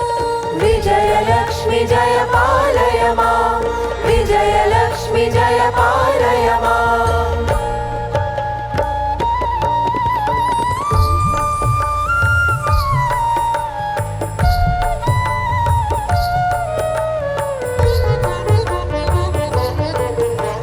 प्रणत सुरेश्वर भारती भार्गवी शोक विनाशिनी रत्नमये मणिमय भूषित कर्ण विभूषण शांति समावृत हास्य मुखे नवनिधि दायिनि कलिमल हारिणि काम्य फलप्रद हस्तयुते जय जय हे मधुसूदन कामिनि विद्यालक्ष्मी जय पालय मां विद्यालक्ष्मी जय पालय मां विद्यालक्ष्मी जय पालय मां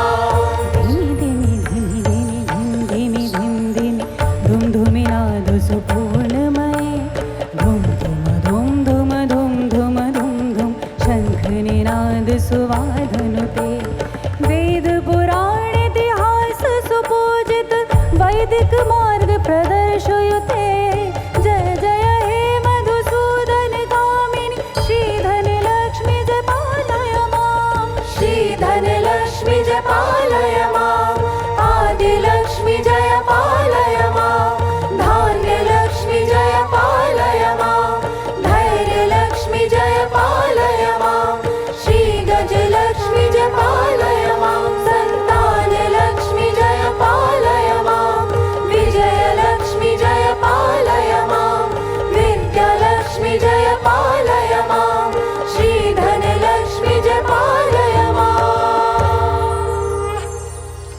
समृद्धि की प्रदायिनी माता महालक्ष्मी की आज माता महालक्ष्मी वहाँ प्रकट हो गई, समस्त समृद्धि की प्रदायिनी है। सभी आनंदित है कि श्री प्रकट हुई हैं और आज उन्होंने भगवान विष्णु का वरण कर लिया है। अब दोनों एक साथ विराजमान है और अब दोनों मिलकर कहते हैं कि इस मंथन को इसकी पूर्णता तक लेकर जाओ।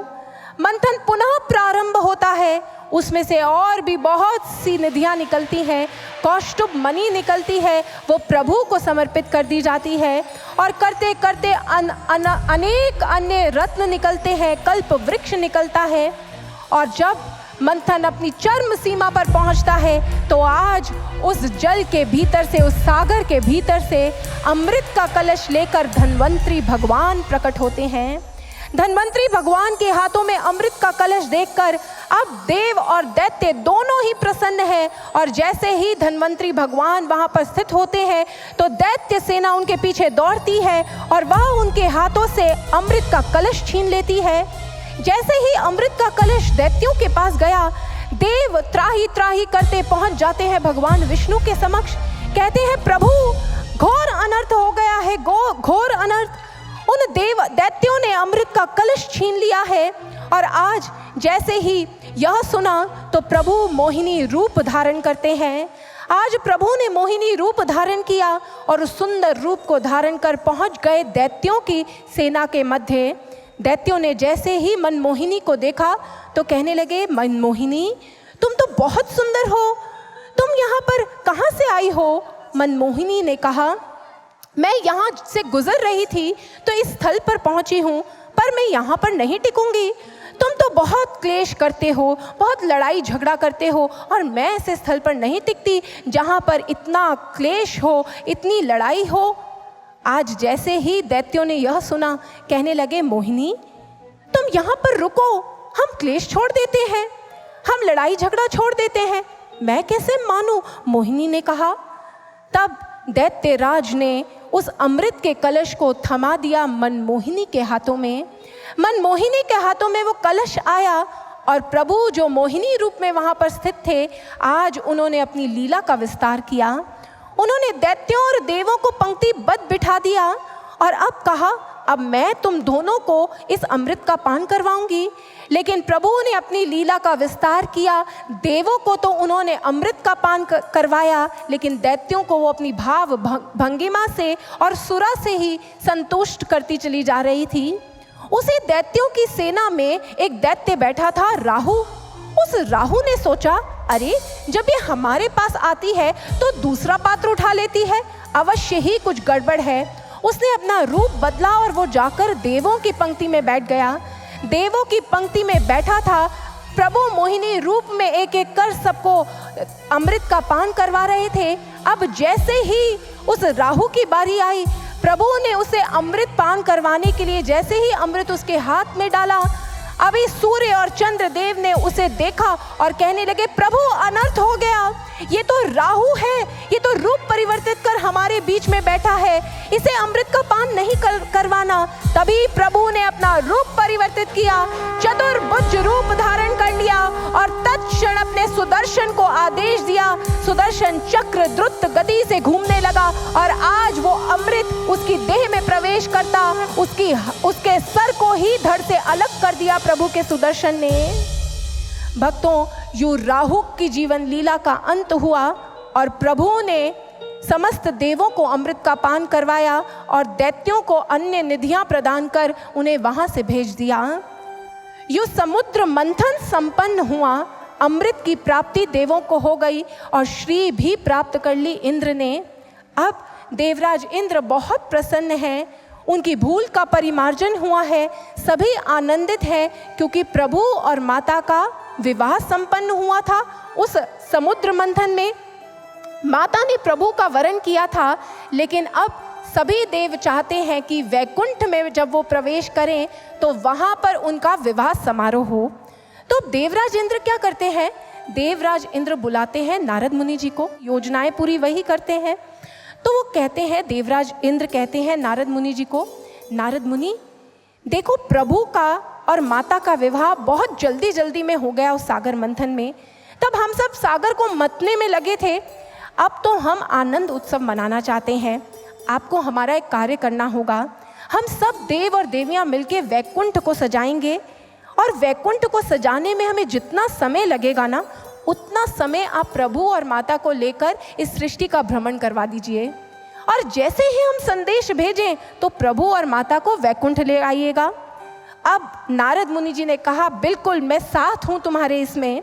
नारद मुनि जी आज माता और प्रभु को लेकर अलग अलग लोकों में चले गए और इधर इंद्र देव और समस्त देव और देवियाँ अब वैकुंठ को सजा रही हैं। उन्होंने पुष्पों से पूरे वैकुंठ को सजा दिया है। दूर दूर तक पुष्पों के पथ लगे हैं।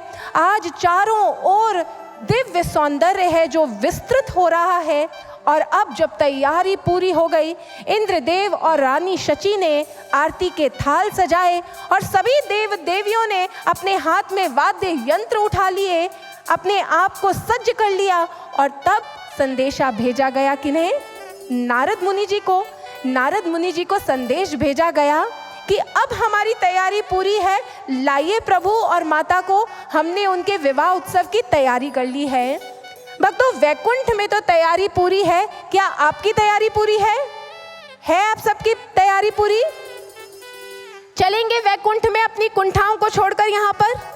चले फिर प्रभु और माता के विवाह के उस समारोह में हम सम्मिलित होते हैं पूरे भाव से, पूरी तन्मयता से। आज प्रभु और माता की कृपा को लूटने के लिए उनके विवाह उत्सव में चलते हैं वैकुंठ। आइए प्रभु भक्तों, चलते हैं हम वैकुंठ।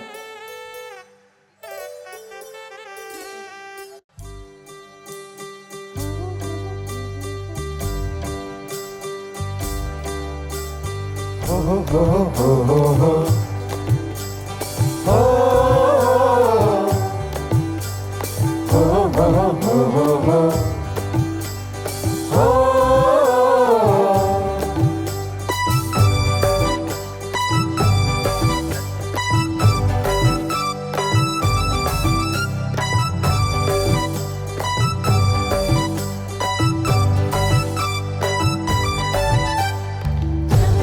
खुशियों की रुत है छाई, घड़ियां मिलन की देखो है आई।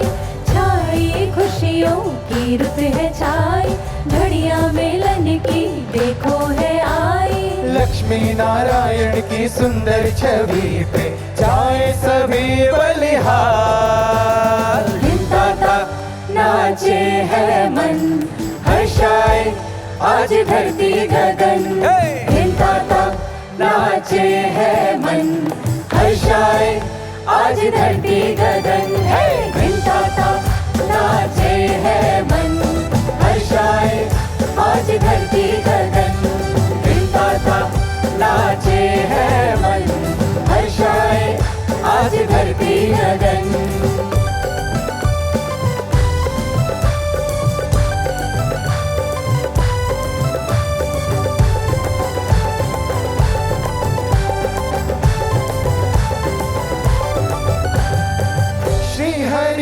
सूरज का उजाला, माँ है चंदा की शीतल छाया। एक ये ज्ञान गंगा समाई, दूजी कहलाती है महामाया। श्री हरि है सूरज का उजाला, माँ है चंदा की शीतल छाया। एक में ज्ञान गंगा समाई, दूजी कहलाती है महामाया। देख के ये मिलन धन्य सबके नयन। देख के ये मिलन धन्य सबके नयन। हिंदाता नाचे है मन, हर्षाए आज धरती गगन। हिंदाता नाचे है मन, हर्षाए आज धरती गगन। हिंदाता नाचे है मन, हर्षाए आज धरती गगन। हिंदाता नाचे है मन, हर्षाए आज धरती गगन। हाँ जी, सभी के हाथ ऊपर मिलकर।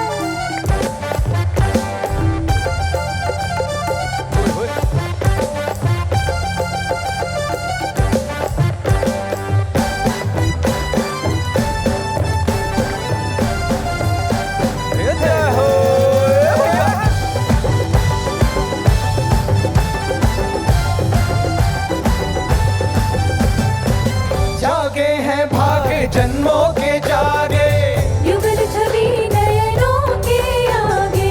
हर कोई यहाँ उत्सव मनाए, आज वैकुंठ प्यारा लागे। जागे हैं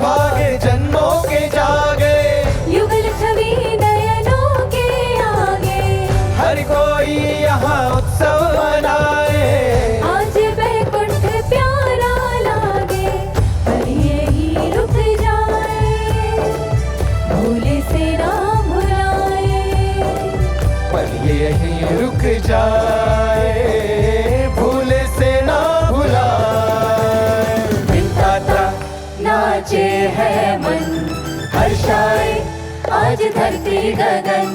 धिनता नाचे है मन, हर्षाए आज धरती गगन। है धिनता नाचे है मन, हर्षाए आज धरती गगन। धिनता नाचे है मन, हर्षाए आज धरती गगन। धिनता नाचे है मन, हर्षाए आज धरती गगन। धिनता नाचे है मन, हर्षाए आज धरती गगन।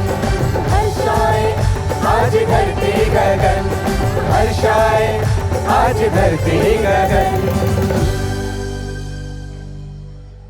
बोलिए नारायण की जय हो। कैसा लगा आपको ये उत्सव? भक्तों, हमने ये उत्सव क्यों मनाया? क्योंकि लक्ष्मी नारायण भगवान की शादी हुई है, विवाह उत्सव मनाया हमने।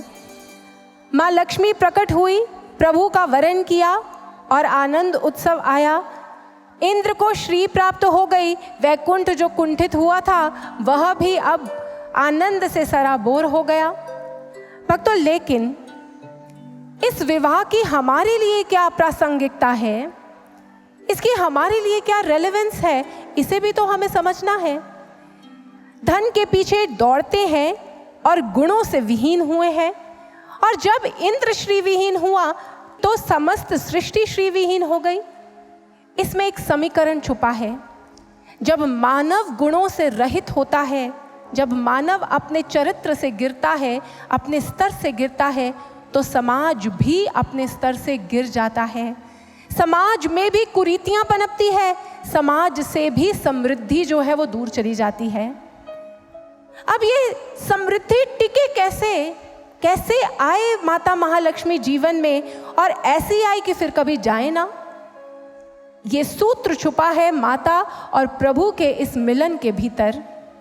देखिए भक्तों, हमारे शास्त्रों में 4 पुरुषार्थों की बात की गई है, धर्म, अर्थ, काम, मोक्ष। और सारा संसार अर्थ पुरुषार्थ करने में लगा हुआ है। हर किसी को धन उपार्जन करना है, उसमें लगा हुआ है इंसान। वो मेहनत करता है, लक्ष्मी की उपासना करता है, और माता महालक्ष्मी आ जाती है उसके जीवन में। लेकिन भक्तों, आप बताएंगे कि जब माता महालक्ष्मी अकेली कहीं जाती है तो कौन सी सवारी पर सवार होकर जाती हैं? बताइए। उल्लू की सवारी पर, बिल्कुल सही। और उल्लू कौन होता है? निशाचर होता है। इसलिए जब माता महालक्ष्मी आती है किसी के जीवन में उल्लू की सवारी पर सवार होकर, तो उसे भी उल्लू की तरह ही निशाचर बना देती है। क्योंकि इंसान जो है उसने धन को पाने के लिए अपना सब कुछ लगाया, वो लक्ष्मी आई, अब उसकी रातों की नींद उड़ जाती है कि अब मेरे धन को किसी ने चुरा लिया, स्टॉक मार्केट गिर गई, मेरे धन को किसी ने लूट लिया तो क्या होगा। और तो और उसे डर रहता है कि कहीं किसी ने आकर, कहीं कल मुझे ये धन इसकी वृद्धि में नहीं कर पाया तो क्या होगा। क्योंकि अब दौड़ है, एक जीरो के आगे अगर 10,000 है तो 10 लाख, 10 करोड़ अपनी संख्या को बढ़ाने की ओर इंसान लगा रहता है और दौड़ता है। यूं वो निशाचर बन जाता है, उस उल्लू की तरह ही हो जाता है। और एक दिन क्या होता है, इस अंधी दौड़ में जब वो अपने गुणों से गिरता है, जब वो गलत कार्यों में लगता है, तो फिर वही लक्ष्मी जो आई थी उल्लू पे सवार होकर, वो उसे उल्लू ही बनाकर चली जाती है। और तब गलत कार्यों को करने के कारण इंसान दुखी होता है, श्री विहीन हो जाता है। लेकिन वही लक्ष्मी जब भगवान विष्णु के साथ आती है कहीं पर, तो वो कौन सी सवारी पर सवार होकर आती हैं? बताइए जरा। जब वो भगवान विष्णु के साथ कहीं जाती है ना भक्तों, तो गरुड़ पर सवार होकर जाती है। गरुड़ प्रतीक है विवेक की। जब एक इंसान अर्थ पुरुषार्थ के करने से पहले धर्म को धारण करता है, उस अध्यात्म में रत होता है, उस अध्यात्म को जानता है, अपने जीवन के परम लक्ष्य उस परमात्मा के साथ एक होता है। भगवान विष्णु उस परम तत्व के द्योतक हैं। जब उस परमात्मा को अपने जीवन में प्राथमिकता देता है और उस परमात्मा को प्राप्त करने के लिए उस मार्ग पर बढ़ता है, तो अपने आप उसके जीवन में साथ में ही श्री आ जाती है। क्योंकि जहाँ प्रभु है, माता महालक्ष्मी वहाँ जरूर होती हैं। वो अपने प्रभु के साथ, उनकी शक्ति है, वो उनके साथ रहती है। तो इसलिए जब कोई अध्यात्म के पथ पर अपने परम लक्ष्य की ओर बढ़ता है, धर्म को धारण करता है, तो अर्थ पुरुषार्थ धर्म के आधार पर जब किया जाता है, तो फिर चिरस्थायी समृद्धि आती है मानव के जीवन में। वो गुणों से संपन्न होता है, वो संसाधनों से संपन्न होता है। उसके भीतर जब प्रेम की भावना उत्पन्न होती है, सहकार की भावना उत्पन्न होती है, तो समृद्धि टिकती है। भक्तों, एक प्रश्न का उत्तर दीजिए।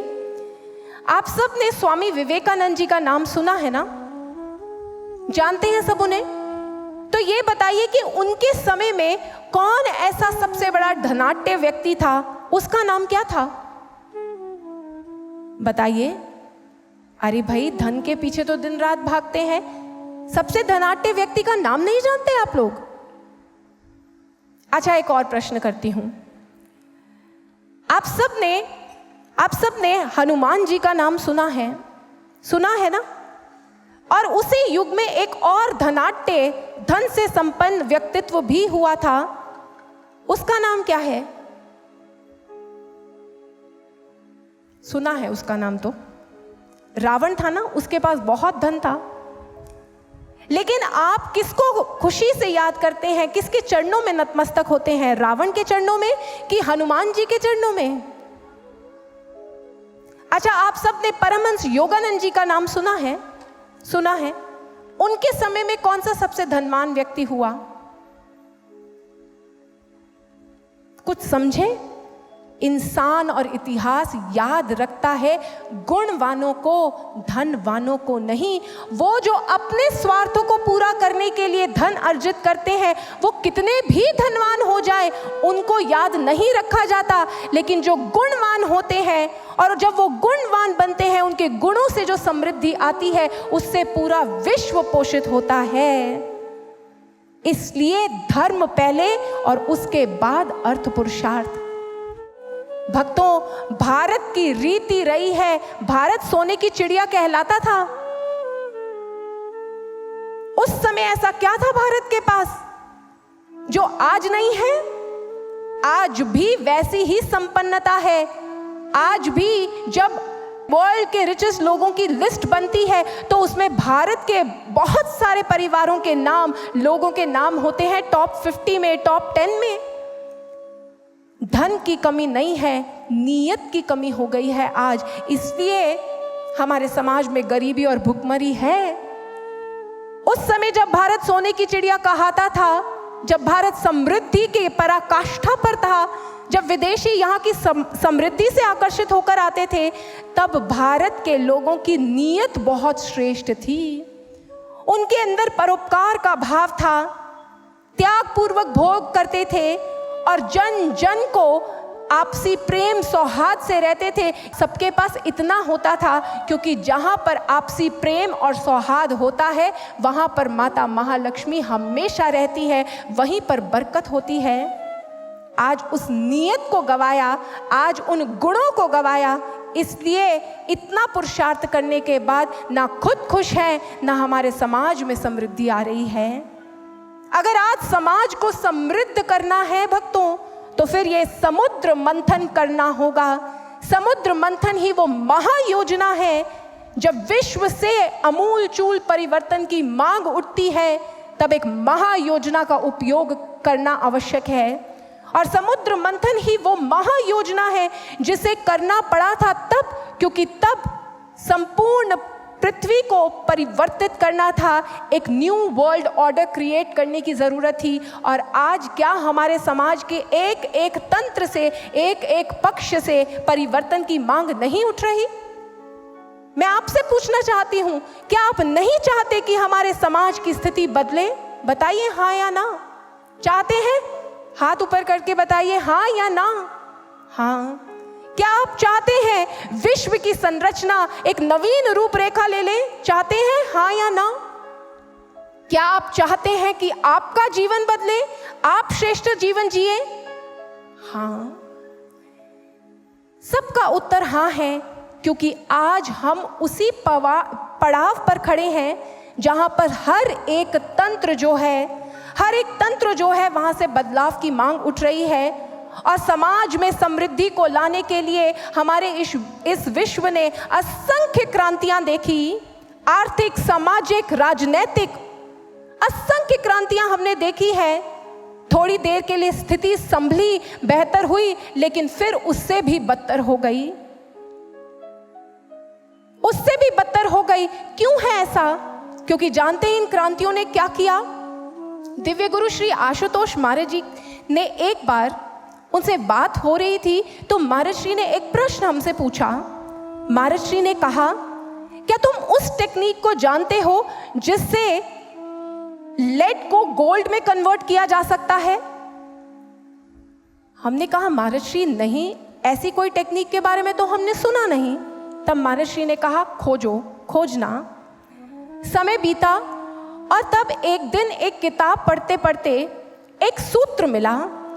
वो सूत्र क्या था कि पूर्व काल में कुछ ऐसे एल्केमिस्ट हुआ करते थे जिनके पास ये तकनीक थी कि वो साधारण से लेड से गोल्ड पैदा कर देते थे, उसे कन्वर्ट करते थे, उसको कन्वर्ट करते थे और सोना पैदा हो जाता था। अब ये बात पढ़कर सूत्र मिला और खोज की, तो और खोज करने पर पाया कि साइंस के पास एक ऐसा प्रोसेस है जिसे वो न्यूक्लियर ट्रांसम्यूटेशन बोलते हैं। देखिए, विज्ञान में दो प्रोसेसेस की बात आती है। एक होती है ट्रांसफॉर्मेशन, रूप का रूपांतरण, और एक है ट्रांसम्यूटेशन। अब ट्रांसफॉर्मेशन क्या होती है, आराम से समझेंगे, चिंता मत कीजिए, धीरे से। ट्रांसफॉर्मेशन क्या होती है? जैसे कोई भी पदार्थ है, जल है, पानी है, उस पानी का तरल स्वरूप है, उसको अगर हम रेफ्रिजरेटर में डाल दें तो वो जम जाएगा और वो क्या हो जाएगा? वो बर्फ बन जाएगा। बन जाएगा नहीं, बर्फ बन जाएगा। अब ये हुआ, और बर्फ को अगर आंच पर चढ़ा दिया जाए तो वो भाप बन जाएगी। अब ये जो पानी का रूपांतरण है जल से बर्फ में और बर्फ से भाप में, ये ट्रांसफॉर्मेशन कहलाता है। हमने सिर्फ रूप बदला है, तत्वतः वो पानी ही है। और दूसरा प्रोसेस जो है वो कैसा है?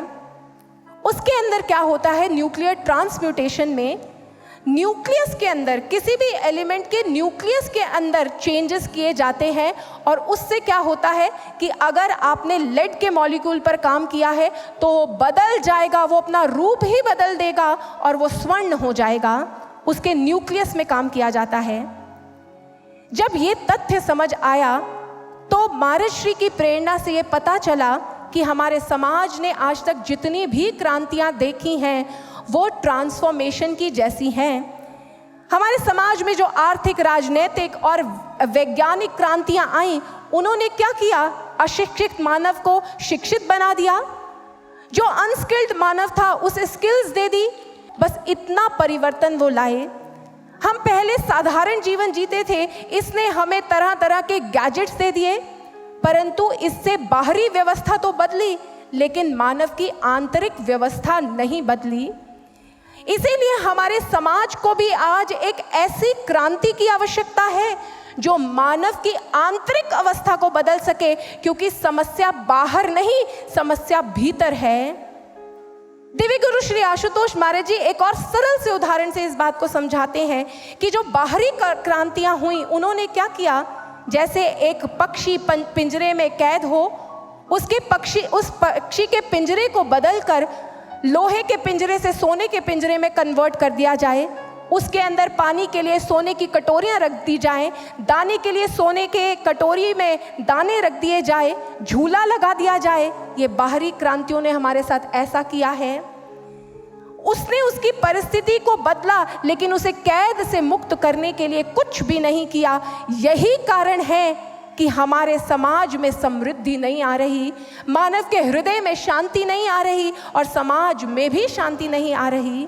इसलिए आज सूत्रपात करना होगा एक ऐसी क्रांति का जो मानव की आंतरिक अवस्था को परिवर्तित करे, और जब जब भी समाज की एक एक इकाई से, एक एक तंत्र से परिवर्तन की मांग उठी है, तब तब उन क्रांति पुरोधा गुरुओं ने, उन अवतारों ने इस धरा धाम पर समस्त क्रांतियों की जननी उस आध्यात्मिक क्रांति का सृजन किया है, उस आध्यात्मिक क्रांति को छेड़ा है।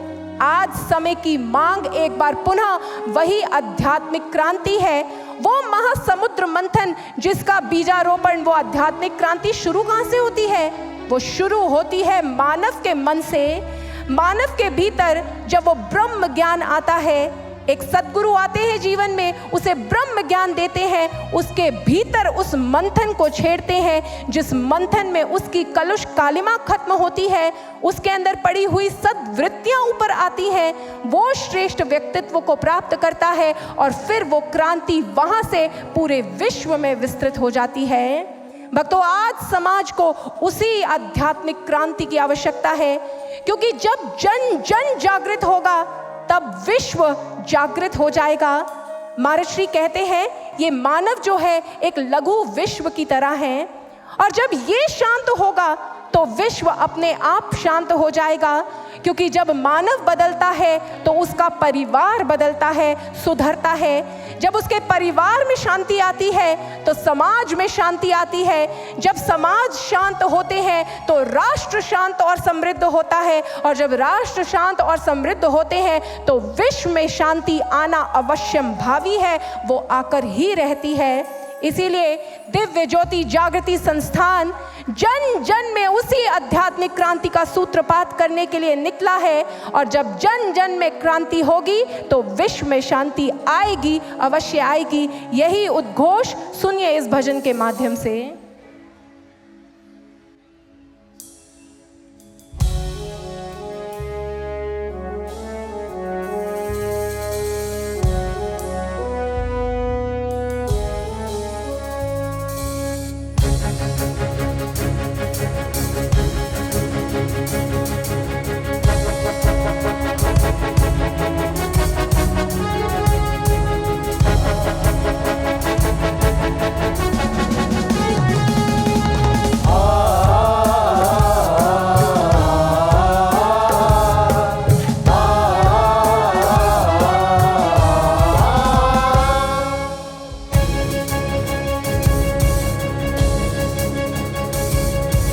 नव सृजन की बेला मांगे शांति का आधार।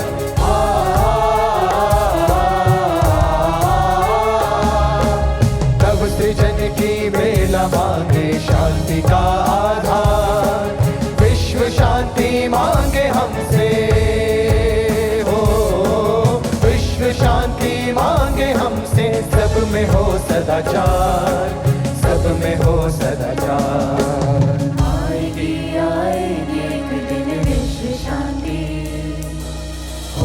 जब जन जन के भीतर दिव्य क्रांति आएगी, आएगी एक दिन विश्व शांति होगी। जब जन जन के भीतर दिव्य क्रांति, दिव्य क्रांति, दिव्य क्रांति, दिव्य क्रांति, दिव्य क्रांति, दिव्य क्रांति,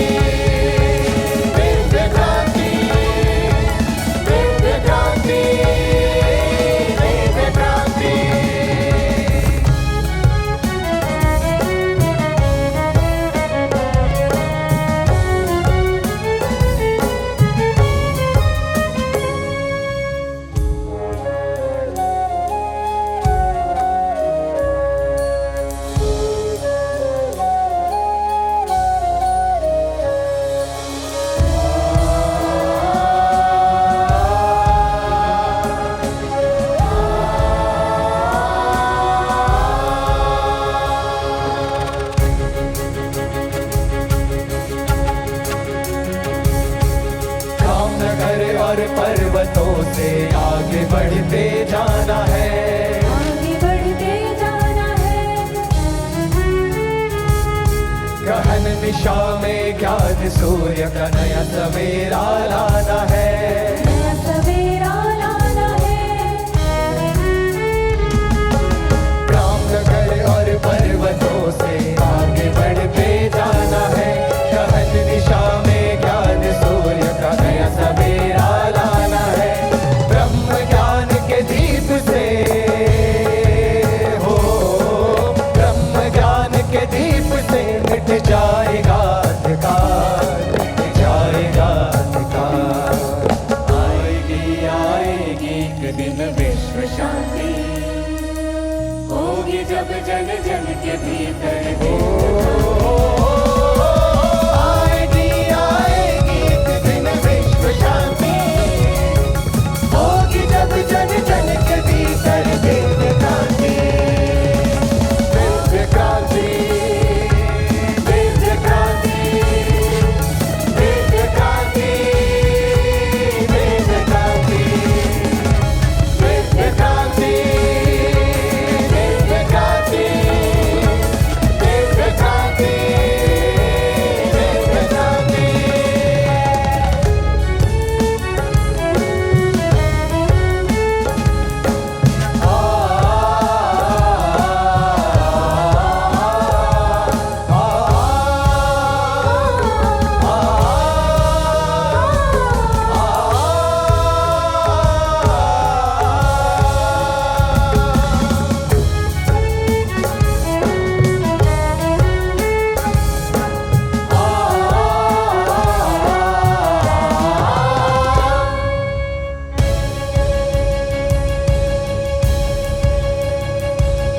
प्रलय तरंग की धाराओं में और भीषण तूफानों में, और भीषण तूफानों में,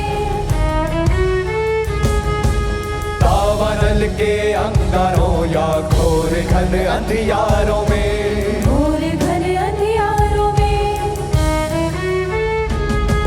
प्रलय तरंग की धाराओं में और भीषण तूफानों में, दावानल के अंगारों या घोर घन अंधियारों में, ये शिखर पर बढ़ते जाए,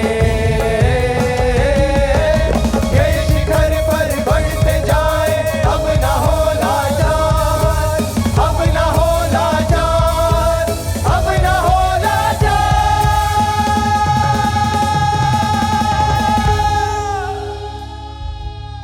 नव सृजन की बेला मांगे शांति का आधार,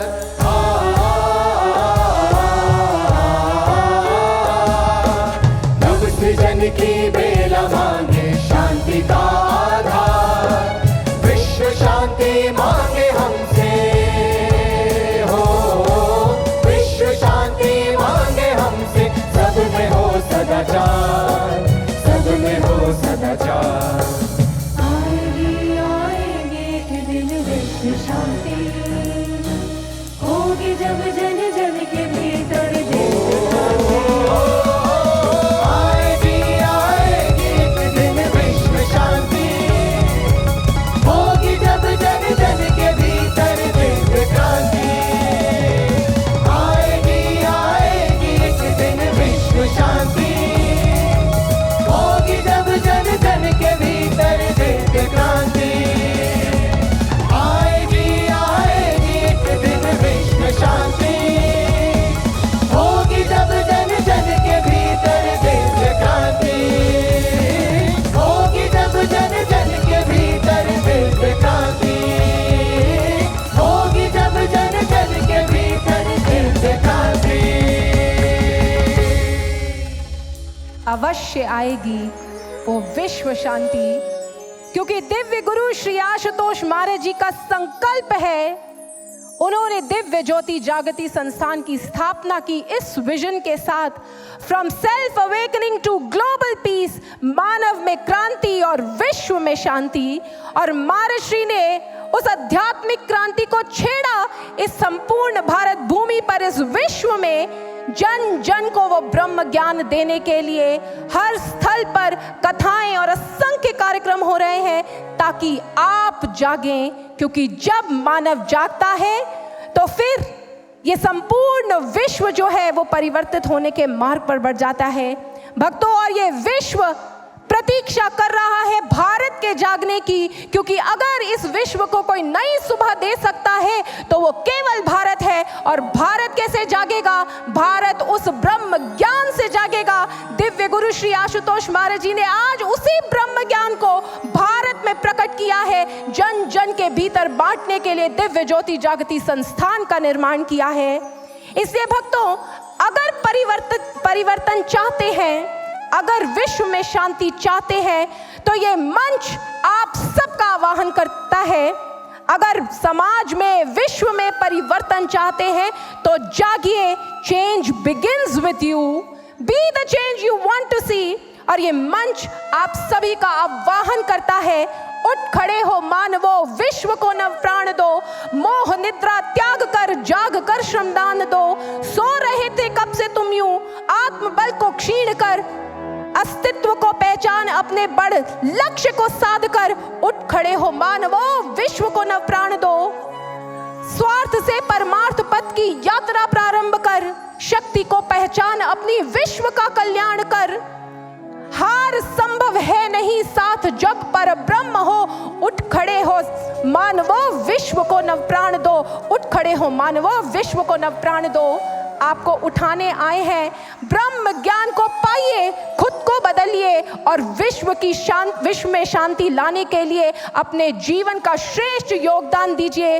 विश्व में शांति तो आएगी ही आएगी। आपको निर्णय करना है, केवल दृष्टा बनना है या उस महायज्ञ में अपनी श्रम की आहुति देकर अपने जीवन का परम कल्याण करना है। खुद को जीतिए, विश्व विजयी करने का श्रेय दिव्य गुरु श्री आशुतोष महाराज जी आपको प्रदान करेंगे। दिव्य ज्योति जागृति संस्थान का ये मंच एक बार पुनः आप सबका आह्वान करता है, उठिए, जागिए, उस ब्रह्म ज्ञान को प्राप्त कर अपने जीवन के परम लक्ष्य को प्राप्त कीजिए, क्योंकि वही इस समाज को परिवर्तित कर सकता है, वही आपके परिवारों में शांति ला सकता है। महाराज श्री ने इस क्रांति का बिगुल बजा दिया है। करोड़ों युवा, करोड़ों नारियां और करोड़ों परिवार बदल गए हैं। अब आपकी बारी है। अगर बदलना चाहते हैं तो कदम बढ़ाइए, निर्णय आपको करना है।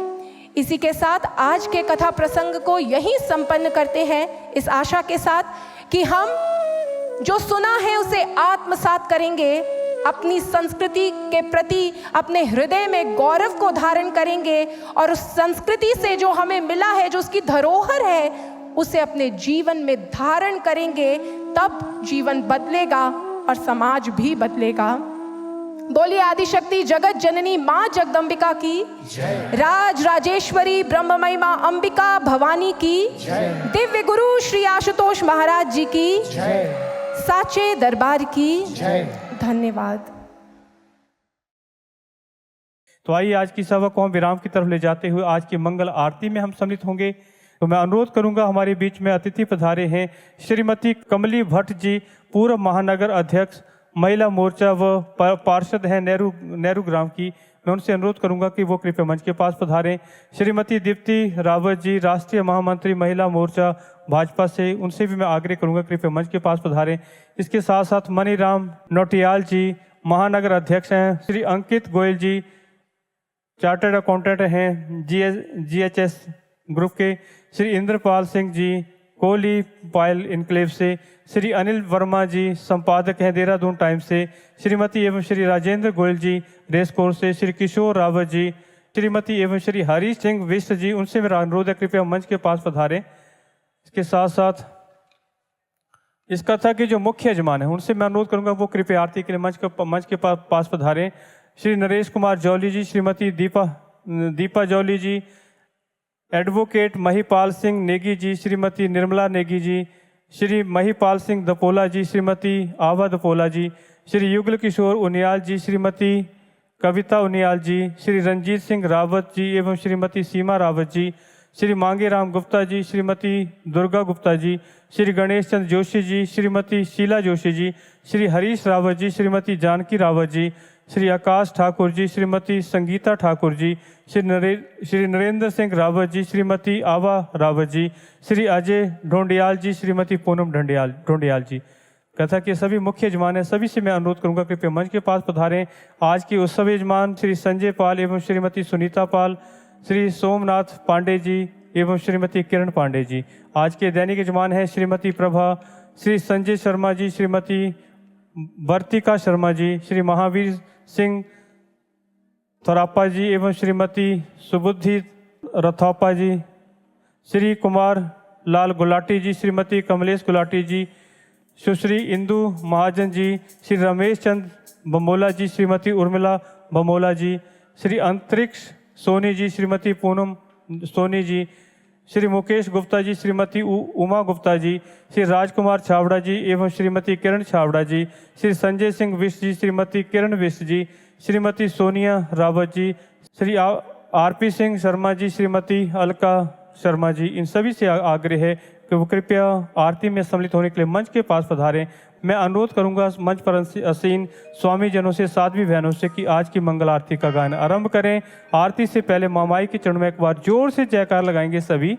जयकारा शेरा बालीदा बोल सांचे दरबार की जय, लक्ष्मी नारायण भगवान की जय, दुर्गा मैया की जय, भारत माता की जय, गौ माता की जय, सर्वश्री आशुतोष महाराज की जय, सच्चे दरबार की जय। जय माता दी, जय माता दी, जय माता दी, जय माता दी, जय जय माता दी, जय जय माता दी।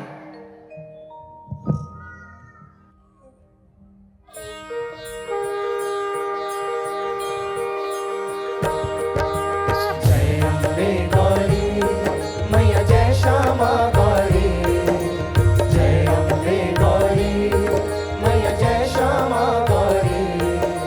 तुमको निश दिन ध्यावत हरि ब्रह्मा शिवनी, तुमको निश दिन ध्यावत हरि ब्रह्मा शिवनी। मांग सिंदूर विराजत एको मृग मद को, उज्ज्वल से गौ नैना चंद्र बदन को, उज्ज्वल से गौ नैना चंद्र बदन को।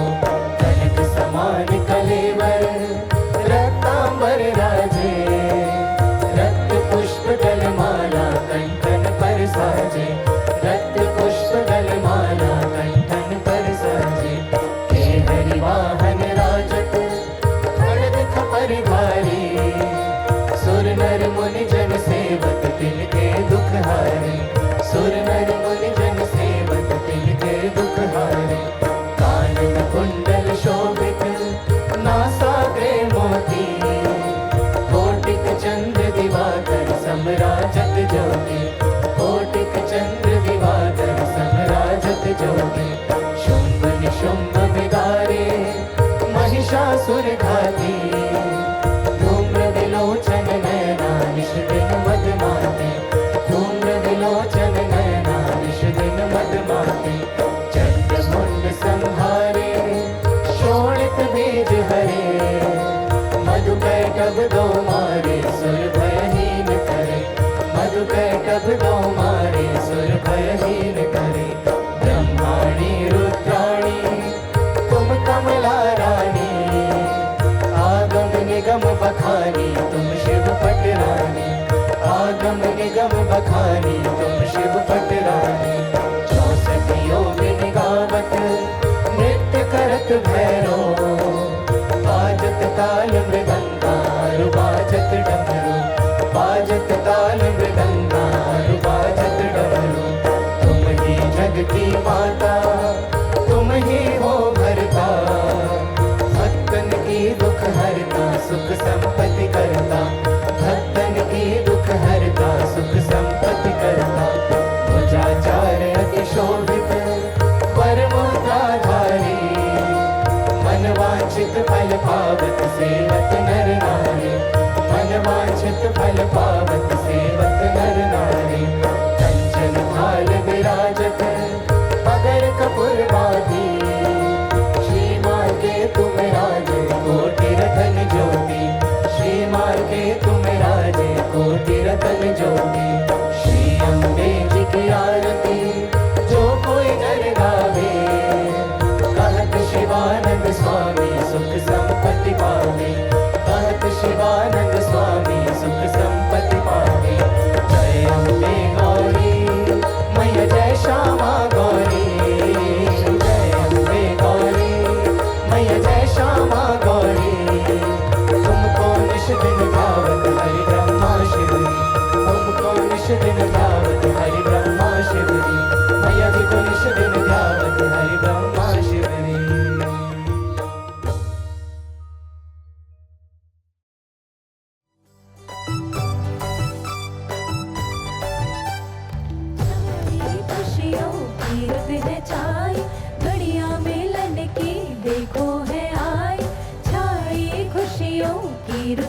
छाई, घड़ियां मिलन की देखो है आई।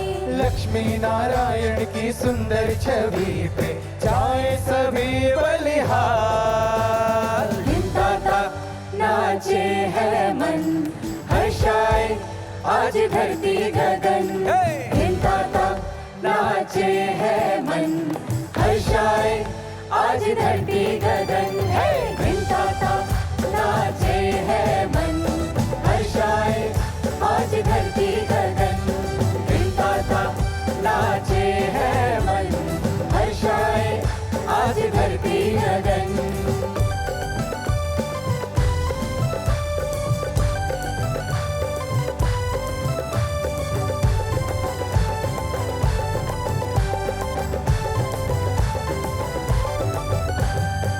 श्री हरि है सूरज का उजाला, माँ है चंद्रा की शीतल छाया। एक ये ज्ञान गंगा समाई। दूजी कहलाती है महामाया। श्री हरि है सूरज का उजाला, माँ है चंद्रा की शीतल छाया। एक में ज्ञान गंगा समाई। दूजी कहलाती है महामाया। देख के ये मिलन, धन्य सबके नयन। देख के ये मिलन, धन्य सबके नयन। हिंदाता नाचे है मन, हर्षाए आज धरती गगन। हिंदाता नाचे है मन, हर्षाए आज धरती गगन। हिंदाता नाचे है मन, हर्षाए आज धरती गगन। हिंदाता नाचे है मन, हर्षाए आज धरती गगन। हाँ जी, सभी के हाथ ऊपर मिलकर।